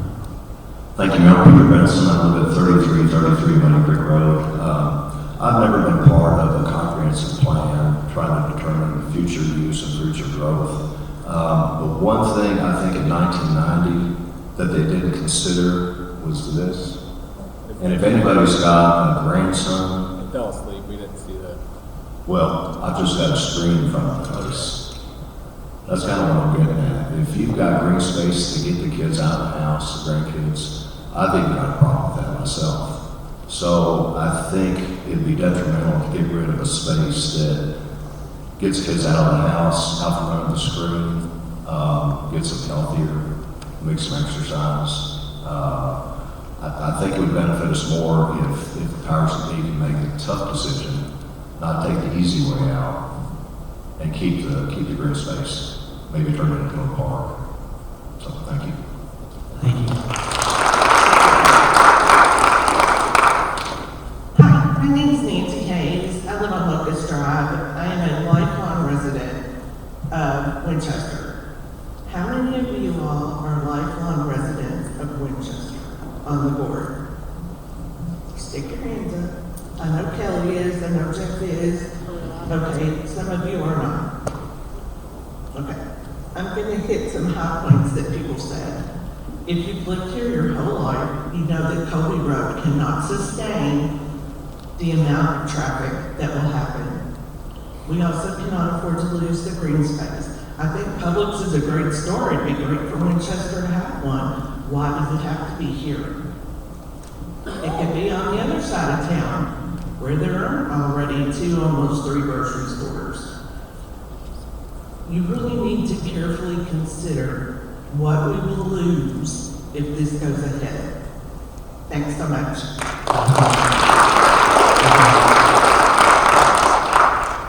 I'm Mackenzie Farrell. I live on Counties Boulevard, and I have social anxiety, so bear with me. I just want to reiterate what so many people have said today in the news, that we need this green space. You know, we don't need to just say we value green space and that we need green space. We need the green space. We've already lost a walking trail in that area of town. This is the last one we have. On a very selfish note, if we lose this, I can't walk my dog. And he's very anxious. He's a rescue.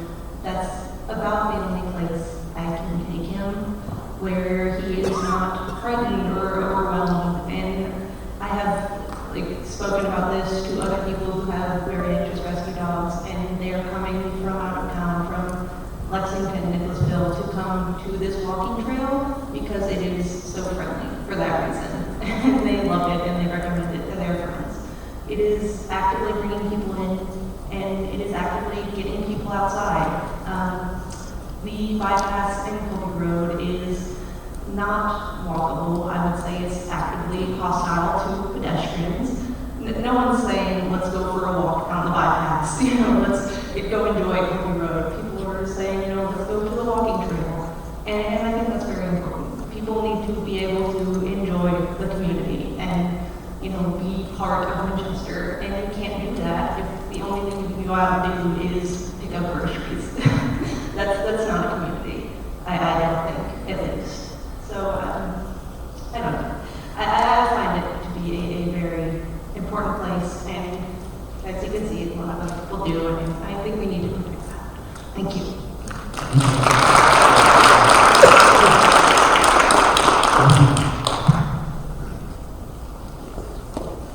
Good evening, my name is Laura Connolly. I live on 2 Mile Road. I am from Florida, from West Lawn, and we moved to Kentucky 5 years ago. And that was basically a concrete jungle. So one of the reasons we left there was cost of living was huge. We lived in Lexington for a little bit, and then we decided to buy a house, and that was in Winchester ultimately. We looked in neighboring counties, Richmond, or cities, Richmond, Nicholasville, things like that. The traffic on Nicholasville Road is dreadful. And when someone mentioned the possibility of bypass becoming another Nicholasville Road, I just want to move. That's horrible. My other concerns too are the pollinators that do have access to the space now. So I mean, it is mostly cleared as green space, so there's only so much wildlife that can actually live there, but I think it's important to cherish what we do have and protect that. But also it's a free space that the public can access. And there's not a lot of places that are like that now. So we're gonna go and spend money that we don't have, right? So I think that Publix is the choice. It's not the green that we need. Thanks.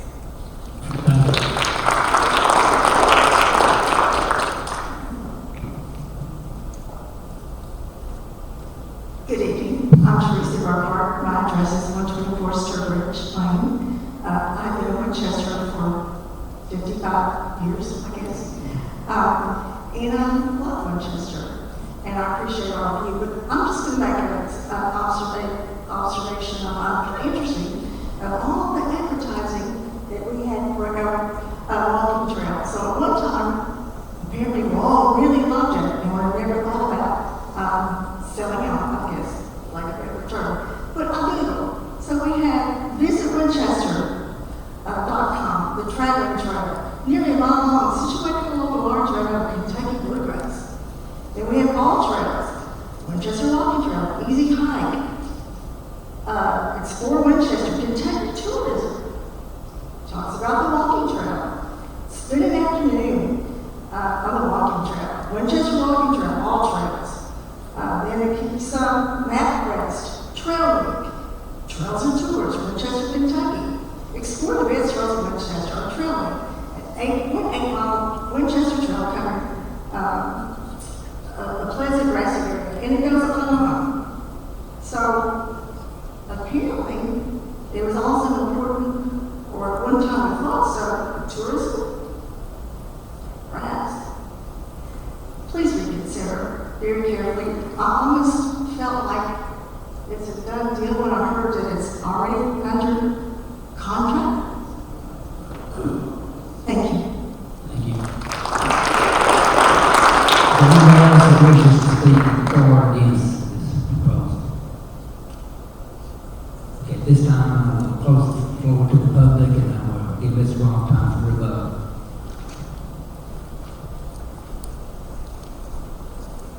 Thank you, Mr. Chair. I'm going to try to be very brief. I do appreciate really all the public comments, the concerns. You've heard me say before, I think this is one of the few forums where people can actually come and speak their mind. I think a lot of times folks feel like they can't be heard when important decisions are being made. So I do appreciate all the public input. And I would ask you to keep in mind that you've had a lot of other public input in the form of a comprehensive plan that was developed with a lot of community members being part of that, elected officials who can be held accountable for their choices, volunteers who don't have any expertise but took the time to give their input, listen to their neighbors, and come up with a plan. And that plan is the guiding document that you need to be considering tonight. And I appreciate a lot of the concerns, but the bottom line is this is the central area of development in Clark County. And you've got a developer looking to create a first-rate shopping center in the area where we've designated that type of use to take place. I would like to correct one thing I said. I think that Mrs. Columbia pointed out, the entrance on the development plan is not an existing entrance. It mirrors the entrance of the shopping center across the street, which is why I was speaking about the turn lanes benefiting the existing development. So I do want to correct that. There is an entrance on Colby Road. It is not that entrance. It's the entrance across from the other development. I do also want to highlight for you, and I know your council has told this to you numerous times, you cannot increase excess water flow on your neighbors. That is the law in Kentucky, and there are consequences for violating that. That is why any large commercial development is engineered by people with professional liability insurance to make sure that that's not going to happen, and that is not going to increase that. You either have to detain the water for a sufficient period of time, or you have to retain it. Those are the only options. This project is like all other projects. Stormwater has to be controlled in a manner not to increase the runoff on neighbors. You have very competent counsel to discuss that with you. Another kind of thing that I want you thinking about is we actually had quite a bit of infill development in our commercial shopping centers that exist. There is not an empty shopping center in Clark County of this size. It just doesn't exist. They're all currently occupied. That shows you the demand for it. I hear the laughing in the background, but drive up and down the bypass, and how many of those buildings are empty? They're not. They've all been filled. They have been filled. There is nothing that can support what you've seen in front of you. There is just not. And the reality is, we either grow as a community or we don't. And our comprehensive plan seeks as a guidepost for that that is what the community wants. And I know there's a lot of people here tonight who are saying something different, but that is our governing document for this type of decision. And I would ask for you to take careful consideration of that. Another thing that I just want to briefly mention is, there was a lot of commentary on the Greater Clark Foundation. I can tell you that that organization remains committed to public green spaces, remains committed to convening people, having spaces for that. I think there's a documented history of that. But I'm happy to have a conversation with anyone about that outside of this forum. This isn't about the Greater Clark Foundation. This is like every other application that comes before you. You've got a developer who is contracted to buy property under the conditions of being rezoned. You all deal with that every month when people come before you. That's the circumstances that always result in us being here.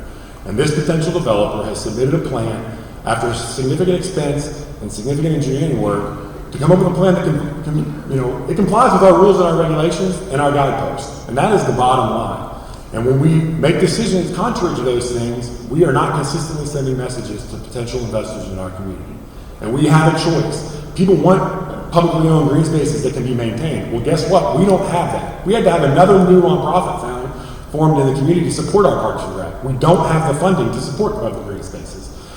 There's a need for them, certainly, but we have to recognize the reality as a community. If we do not grow, we are not going to be able to fund all the things that government is responsible for. And that's just the reality of it. And we may not like that in the current world we live in. And I would ask the people behind me to hold their government officials accountable for that. I mean, the reality is we need to have a community that can be self-sustaining. And when we have a chance to grow it in a way that our guideposts and our governing documents say we should, I would encourage you to take advantage of that. Otherwise, we are sending a message that says we are not actually about that, and that is not what we want as a community. And that has consequences, just like making no decision tonight would have. There's going to be a consequence no matter what you decide, and I would just ask you to follow the governing documents that our community has espoused to be what it believes in, that our elected officials have approved. And this wasn't like this was done 20 years ago. The comprehensive plan, was just approved after a very rigorous process. And it talks about this type of development in this exact type of area, and it talks about professional office being downtown. And I would just submit to you that I really appreciate your time. I know that you made a special date for this application, and I know that it takes a lot of time and your energy to carefully consider everyone's opinions, and I certainly appreciate it. I will answer any questions that you all may have of the applicant to the best of my ability. Thank you. Do you have any questions for Ms. Ron at this time? No. I want to speak to you as the developer. I don't know the verdict of this whole panel, but I do have 3 notes that I'd like for you to discuss with them, regardless of the decision that's made here, if it does move forward. A lot of times, people come in and they don't know the story. Colby Road is awful. It's been awful, but that's probably a state, I'm guessing, road that we can't control on how it is divided up for lanes. I don't know the answer to that question. I think that might be way above our purview.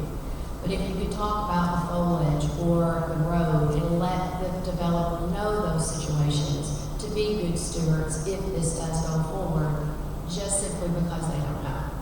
I know you do because you're here and you have lived here and you see the area that we're talking about. The water you've already addressed. It's illegal for anything to hinder a neighbor's property, so you've already addressed that.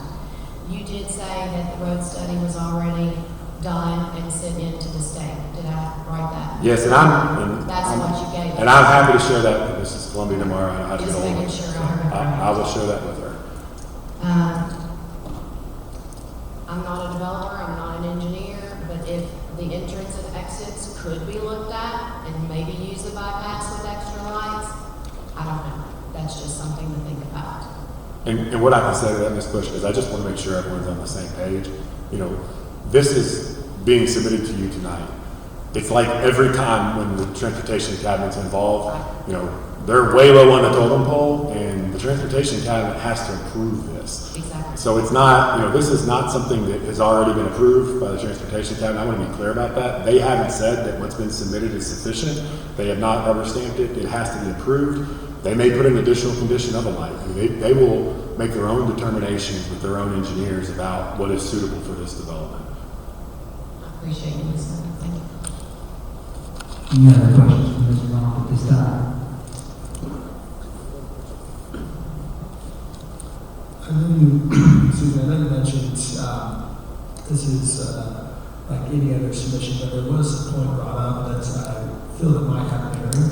The Greater Clark Foundation, was that land, public land gifted to them? No.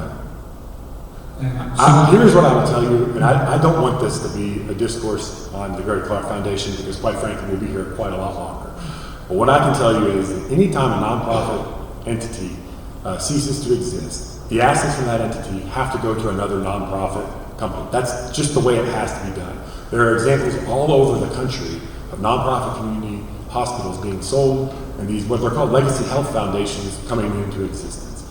That is what has to happen. That transfer of assets is approved by the Attorney General's office. That's literally the only legal way that that can take place. I think what people are talking about is there are circumstances where community housing, community hospitals were funded either by local, state, or government or federal funds. And sometimes in those instances, those assets do go to the government. It is illegal for nonprofit companies' assets to go to the government when it happens. That's just an illegal transfer. It's contrary to the IRS regulations. So that is not, it's just not accurate. I know that's a widespread myth that has existed in our community since the foundation of the Greater Clark Foundation, but that's just legally a nonprofit, and you can rely on your own counsel for that. He'll tell you the same thing.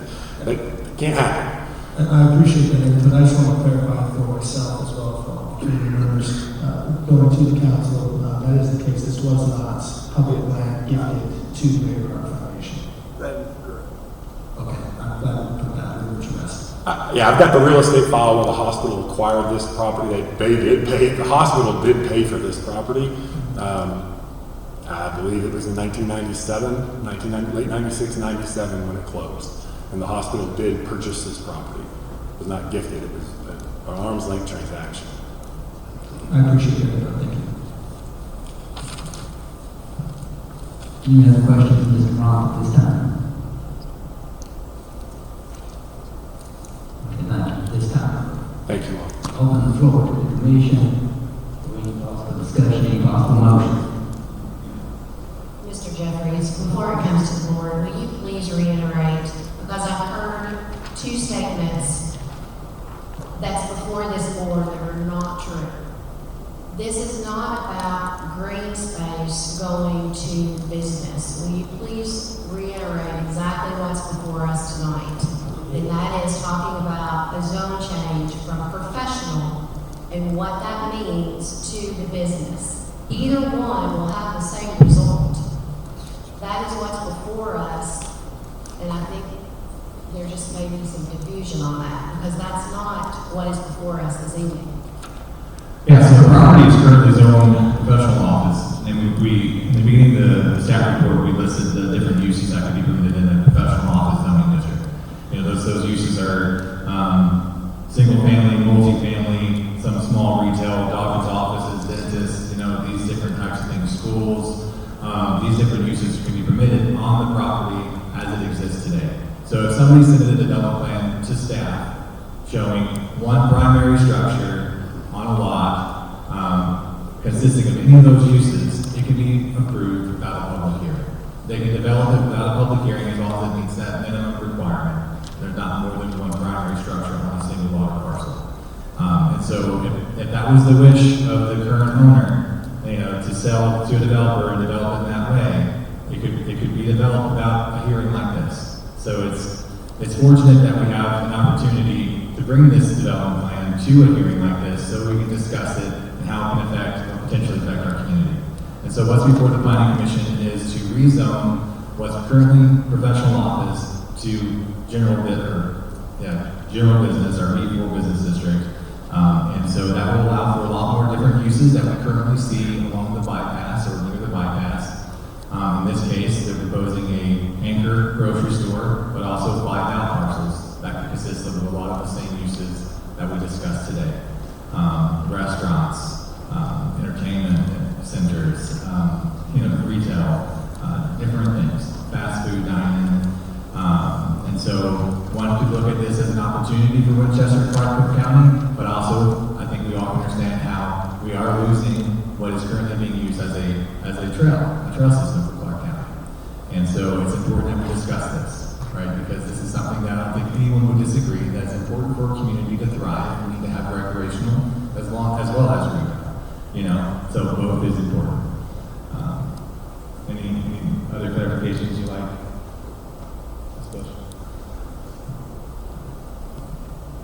Thank you. They got any other questions for staff? For the applicant?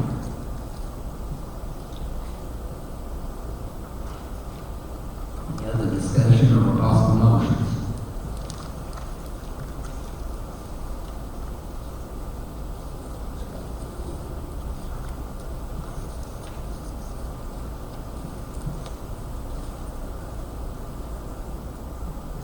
I would like to say, as we referenced earlier, there was a typo in the sample motion. So when it is time to entertain that, I'm not saying that time is now, but when it is time to discuss a sample motion or to entertain a motion, where it talks about one of the findings, the future land use map found within the 2024 comprehensive plan identifies a property for public, semi-public use based on what was anticipated. It says 1997, but public semi-public was introduced in the 2004 document.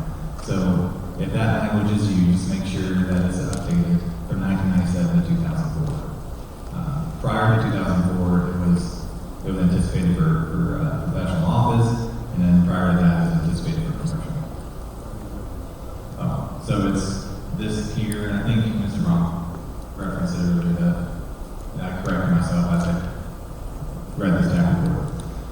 2004 was when it was changed to public semi-public. And then,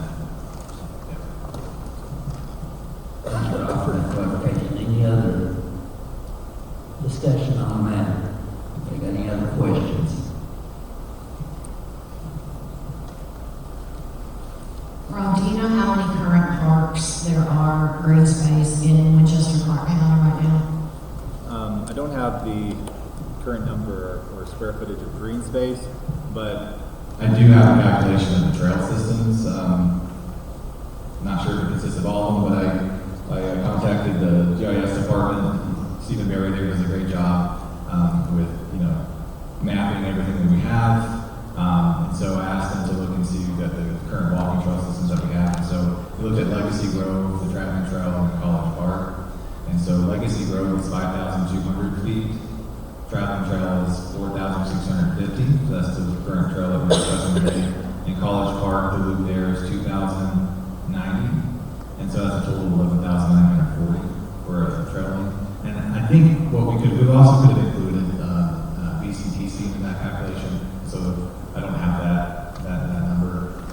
If there are any other trail, I know that there used to be a trail just down the street on Williamsboro, which is no longer there. So, I'm sure there's even more out there that I could have asked Stephen Berry to calculate for us, but those were the main ones.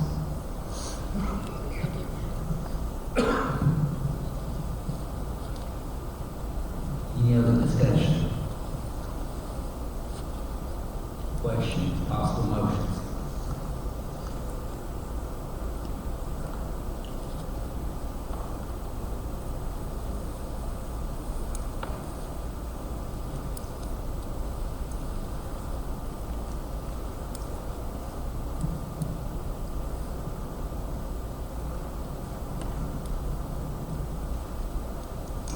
I'd like to make a motion to forward a recommendation to the governing body to approve the zone map amendment to rezone 29.67 acres located at 2020 Bypass Road and 722 Colby Road from professional office P1 to general business B4, based on the fact that the property is located along the main commercial thoroughfare of Winchester, Clark County, where retailers, food services, grocery stores, department stores, and the like are found. The future land use map found within the 2024 comprehensive plan identifies the property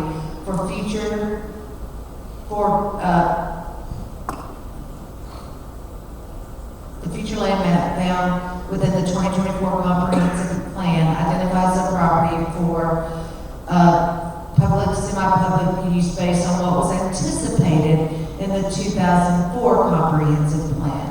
After the property was rezoned in 1990 for a potential hospital site. The future land use map has not changed since. However, the hospital never relocated to the site and has been vacant and used for a walking trail ever since. The property has been identified as commercial and professional office in previous future land use maps, 1990 and 1997.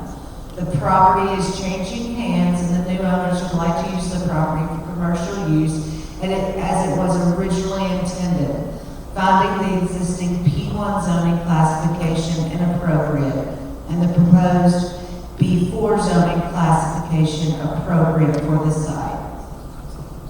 The finding of facts has been presented to us from Mr. Roth and from our staff. We have a motion on the floor to approve. Is there a second? Second. And a second, I have a motion and a second on the floor. Is there any other discussion on the motion? Seeing no discussion, all in favor, yea? Yea. Any opposed, nay? Motion passes. Now, you guys suck. How many people does it take to show up? How many people does it take to show up? If you guys would like to speak to the city commission, they're going to be reviewing this. Again, this is just a recommendation. The city commission will be having a first reading. So please discuss this with the city commission. There'll be an opportunity with them as well. Please, we Thank you. We'll get into the second public hearing.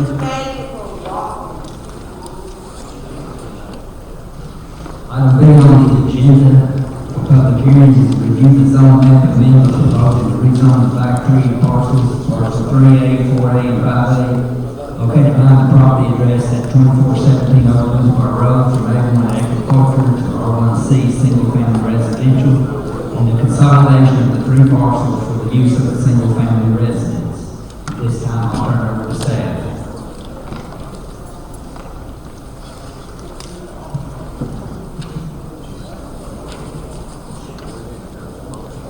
All right, this item on the agenda, the applicant has submitted a zoning map amendment application to rezone the 0.763 acres of the back three parcels, parcels 3A, 4A, and 5A, from agriculture to single-family residential on the scene, and then to consolidate those parcels for single-family residential. Originally, the back three parcels were subdivided and intended to be consolidated with adjoining parcels and were not to be conveyed separately. That's noted on the record plat dated March 11, 1999. If the consolidation plan is approved, access to the 0.763 acre single-family lot, so that's after the consolidation, access to that consolidated lot will be granted by a 12-foot access easement connecting to Old Elmsburg Road, which is shown on the new plat. The planning commission will need to review and approve the consolidation plat with the proposed access easement. The future land use map is attached to the staff report. You can see that front portion of the property that's currently anticipated for commercial. And so it is currently still zoned agriculture. The gentleman who owns the property, they're operating their landscaping business on the site. Landscaping will be permitted in the agriculture zone district, so that zoning district did not have to change. But it's those back three parcels here. And originally they were anticipated to be purchased maybe by the adjoining properties and then consolidated. But they have never been consolidated, and again, that original plat was back in 1999, and so 20 plus years, and 25 plus years, and they have not been consolidated to the adjoining single-family properties. The existing zoning classification in agriculture is listed in the staff report, showing the different uses that we permitted on the site. And then the proposed zoning classification R1C is also in the staff report, listing the different uses that we permitted in the single-family residential zoning district. As well as the same chapters or articles from KRS Chapter 100, going over different findings of fact that the planning commission will look for in order to review and approve this type of request. Any questions or comments for staff? I'm sorry, I was hard to hear that noise. So you're saying that the front part is already commercial, that's where the greenhouse used to be in the olden days? Correct. So, I mean, it's really... Or ag, and they want to combine it all. Is that the way I heard? So if you look at the plat, and I'll do my best to bring it up overhead as well. But the plat does a good job describing the consolidation.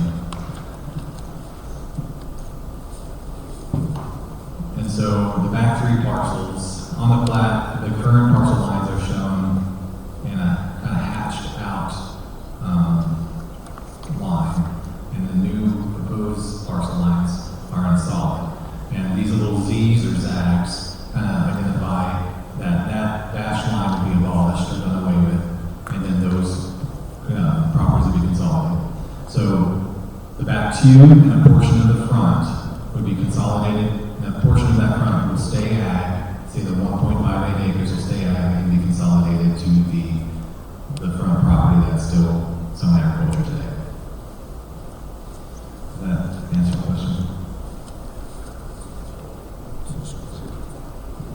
Let's combine those into a single parcel as single-family residential, and then maintain agricultural.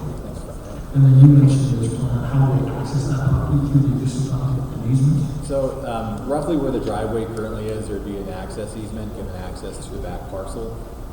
That traditionally is seen more so in some of the grandfathered lots that are in the county. You know, when a property is zoned R1C, more than likely that property is going to have somewhat of some road frontage. You know, some some access to a public road. And again, these back 3 parcels have existed for 25 plus years, and currently are zoning agriculture, and the plat identified those parcels as being combined with some of the neighboring properties. The problem is a lot of those neighboring properties are zoned R1C single family, so you can't combine an ag property with an R1C property without rezoning it first. That may be one of the reasons why this hasn't happened earlier. And so when the new property, when we purchased it within the last couple of years, they purchased the front parcel with the back 3 parcels with it, and he could have consolidated them all together. That could have been an option. But doing it this way will allow him to build his residence in the back of the property where he'll reside. He's here if he needs to speak about this, and then continue to operate his business towards the front. And so it's a unique one, and that's why staff couldn't approve it outright. So I had to bring it to planning commission. The plat itself needs to be approved by planning commission, as well as the rezoning. Mr. Rowland, do you see anything? Do you see anything that would be in controversy with what we just read? Any other questions for staff, Mr. Gallup? Is the applicant or his attorney here? Good evening, Mr. Chair. I hope that you'll excuse the way I look. I was teaching at the University of Kentucky. I teach a law class, and I thought, there's no way that Mr. Romp will keep them hostage for 2 hours. So I didn't change on the way in. And then I got here, I had time to go take a shower. We are here on this particular case, and in my 31 years, this is the first time I've ever seen this happen. But Mr. Aldridge and his wife purchased this property from the Vaughn estate, and Jimmy Vaughn, as you all know, ran a greenhouse in there. And Mr. Vaughn, like everyone who, when the development started, saw cow meats go in and said, you know what, I'm gonna give these people what they want. I'm gonna give them huge backyards. And so he created 11 lots that run directly behind what is now Next Level's landscape building. And he stuck those lots in there with the thought of each of these people on cow meats are going to be so excited about having these big lots, they're going to pay me big money, and I'm going to cash in. The problem is, only the person on lot number 4 bought. The other 10 were not sold. So when Mr. Aldridge got this, he couldn't buy lots 5, 6, 7, 8, 9 because this person had bought this one. And I don't know what we're going to do with those lots or what Mr. Vaughn's estate is going to do with that lot. So what we're asking to do is Mr. Aldridge put up a nice structure out there. If you've driven out there, he's got a nice structure. He's got a landscape business that has grown exponentially. And what he's asking to do is that he's asking you all to make the change for, as you can see there, the top, the lot number 3, 2, and then part of this first one, to allow him to live where his business is. It's not going to increase any density. We're asking that it be changed to R1C so that it is in conformity with counties. And it's also going to allow him to put a structure on there so he will be there to watch over his landscape business. The means of access is going to be through an existing road, an easement that goes back there. This is, we could have tried to consolidate everything to commercial. He didn't want to do that. And all we're doing is we're just asking for this zoning change, which will allow us, his house will be on a lot that is conducive with and in accordance with the adjoining property. It's, hopefully you all can see that he's trying to do the right thing, and this is a situation that when he bought it was a little more complex than we thought. So we would just ask that we'll answer any questions you've got as to how, why, but we're just asking that it be, that upper part be zoned separately. Commissioners, any questions for Mr. Thomas at this time?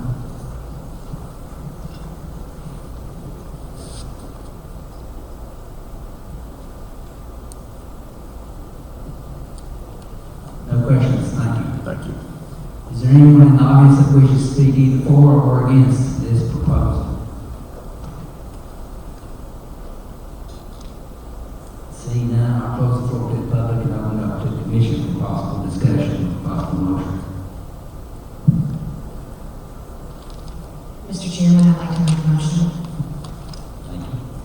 I make a motion to forward a recommendation to the governing body to approve the zone map amendment to rezone the 0.763 acres consisting of parcel 5A, parcel 4A, and a portion of parcel 3A located behind the property address at 2417 Old Boonesboro Road, based on the fact that the parcels are identified as single-family resident on the future land use map in the 2024 comprehensive plan.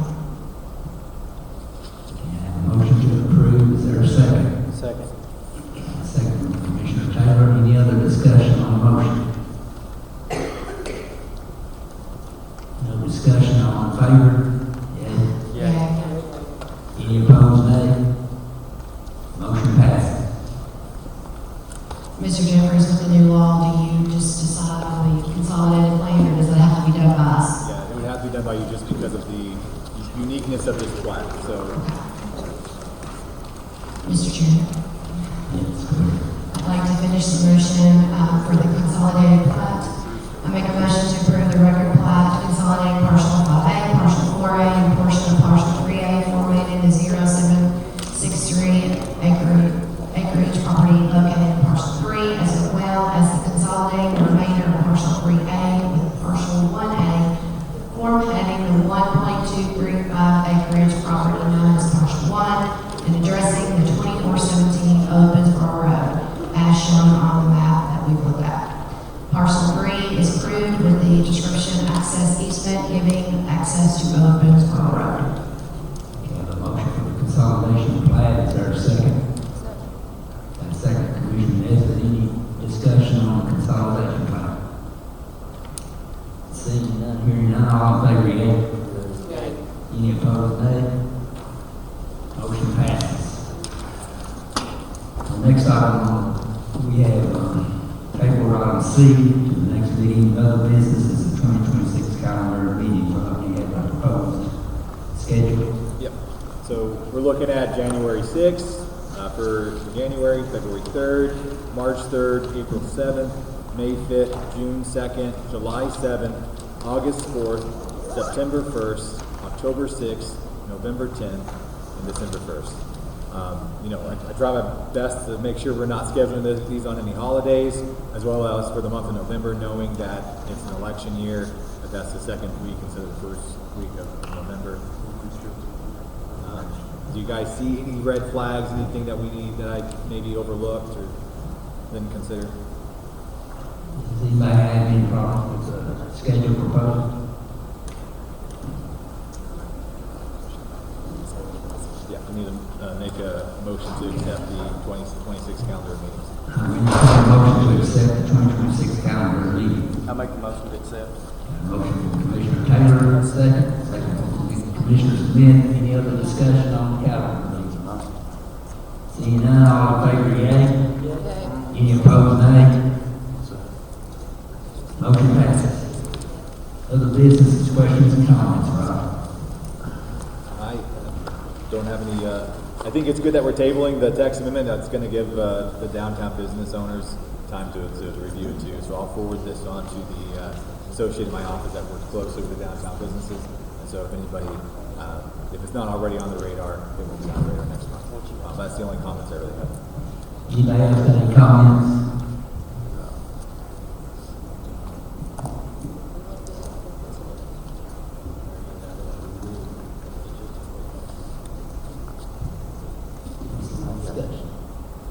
Anything else? Nothing else? I'll entertain a motion to Mr. Jeffers? Yes. On the, I know before the meeting, Ms. Bush had asked about the development plan for the development on the bypass in Colby. Do we need to make a motion to, we don't? Okay. No, so that with the new update with the development plan regulations and the KRS statutes that we came out here recently with, that can be approved by staff as long as we meet the minimum. You don't need a motion for that? Don't need a motion. Perfect. We're good. I'll entertain a motion to adjourn.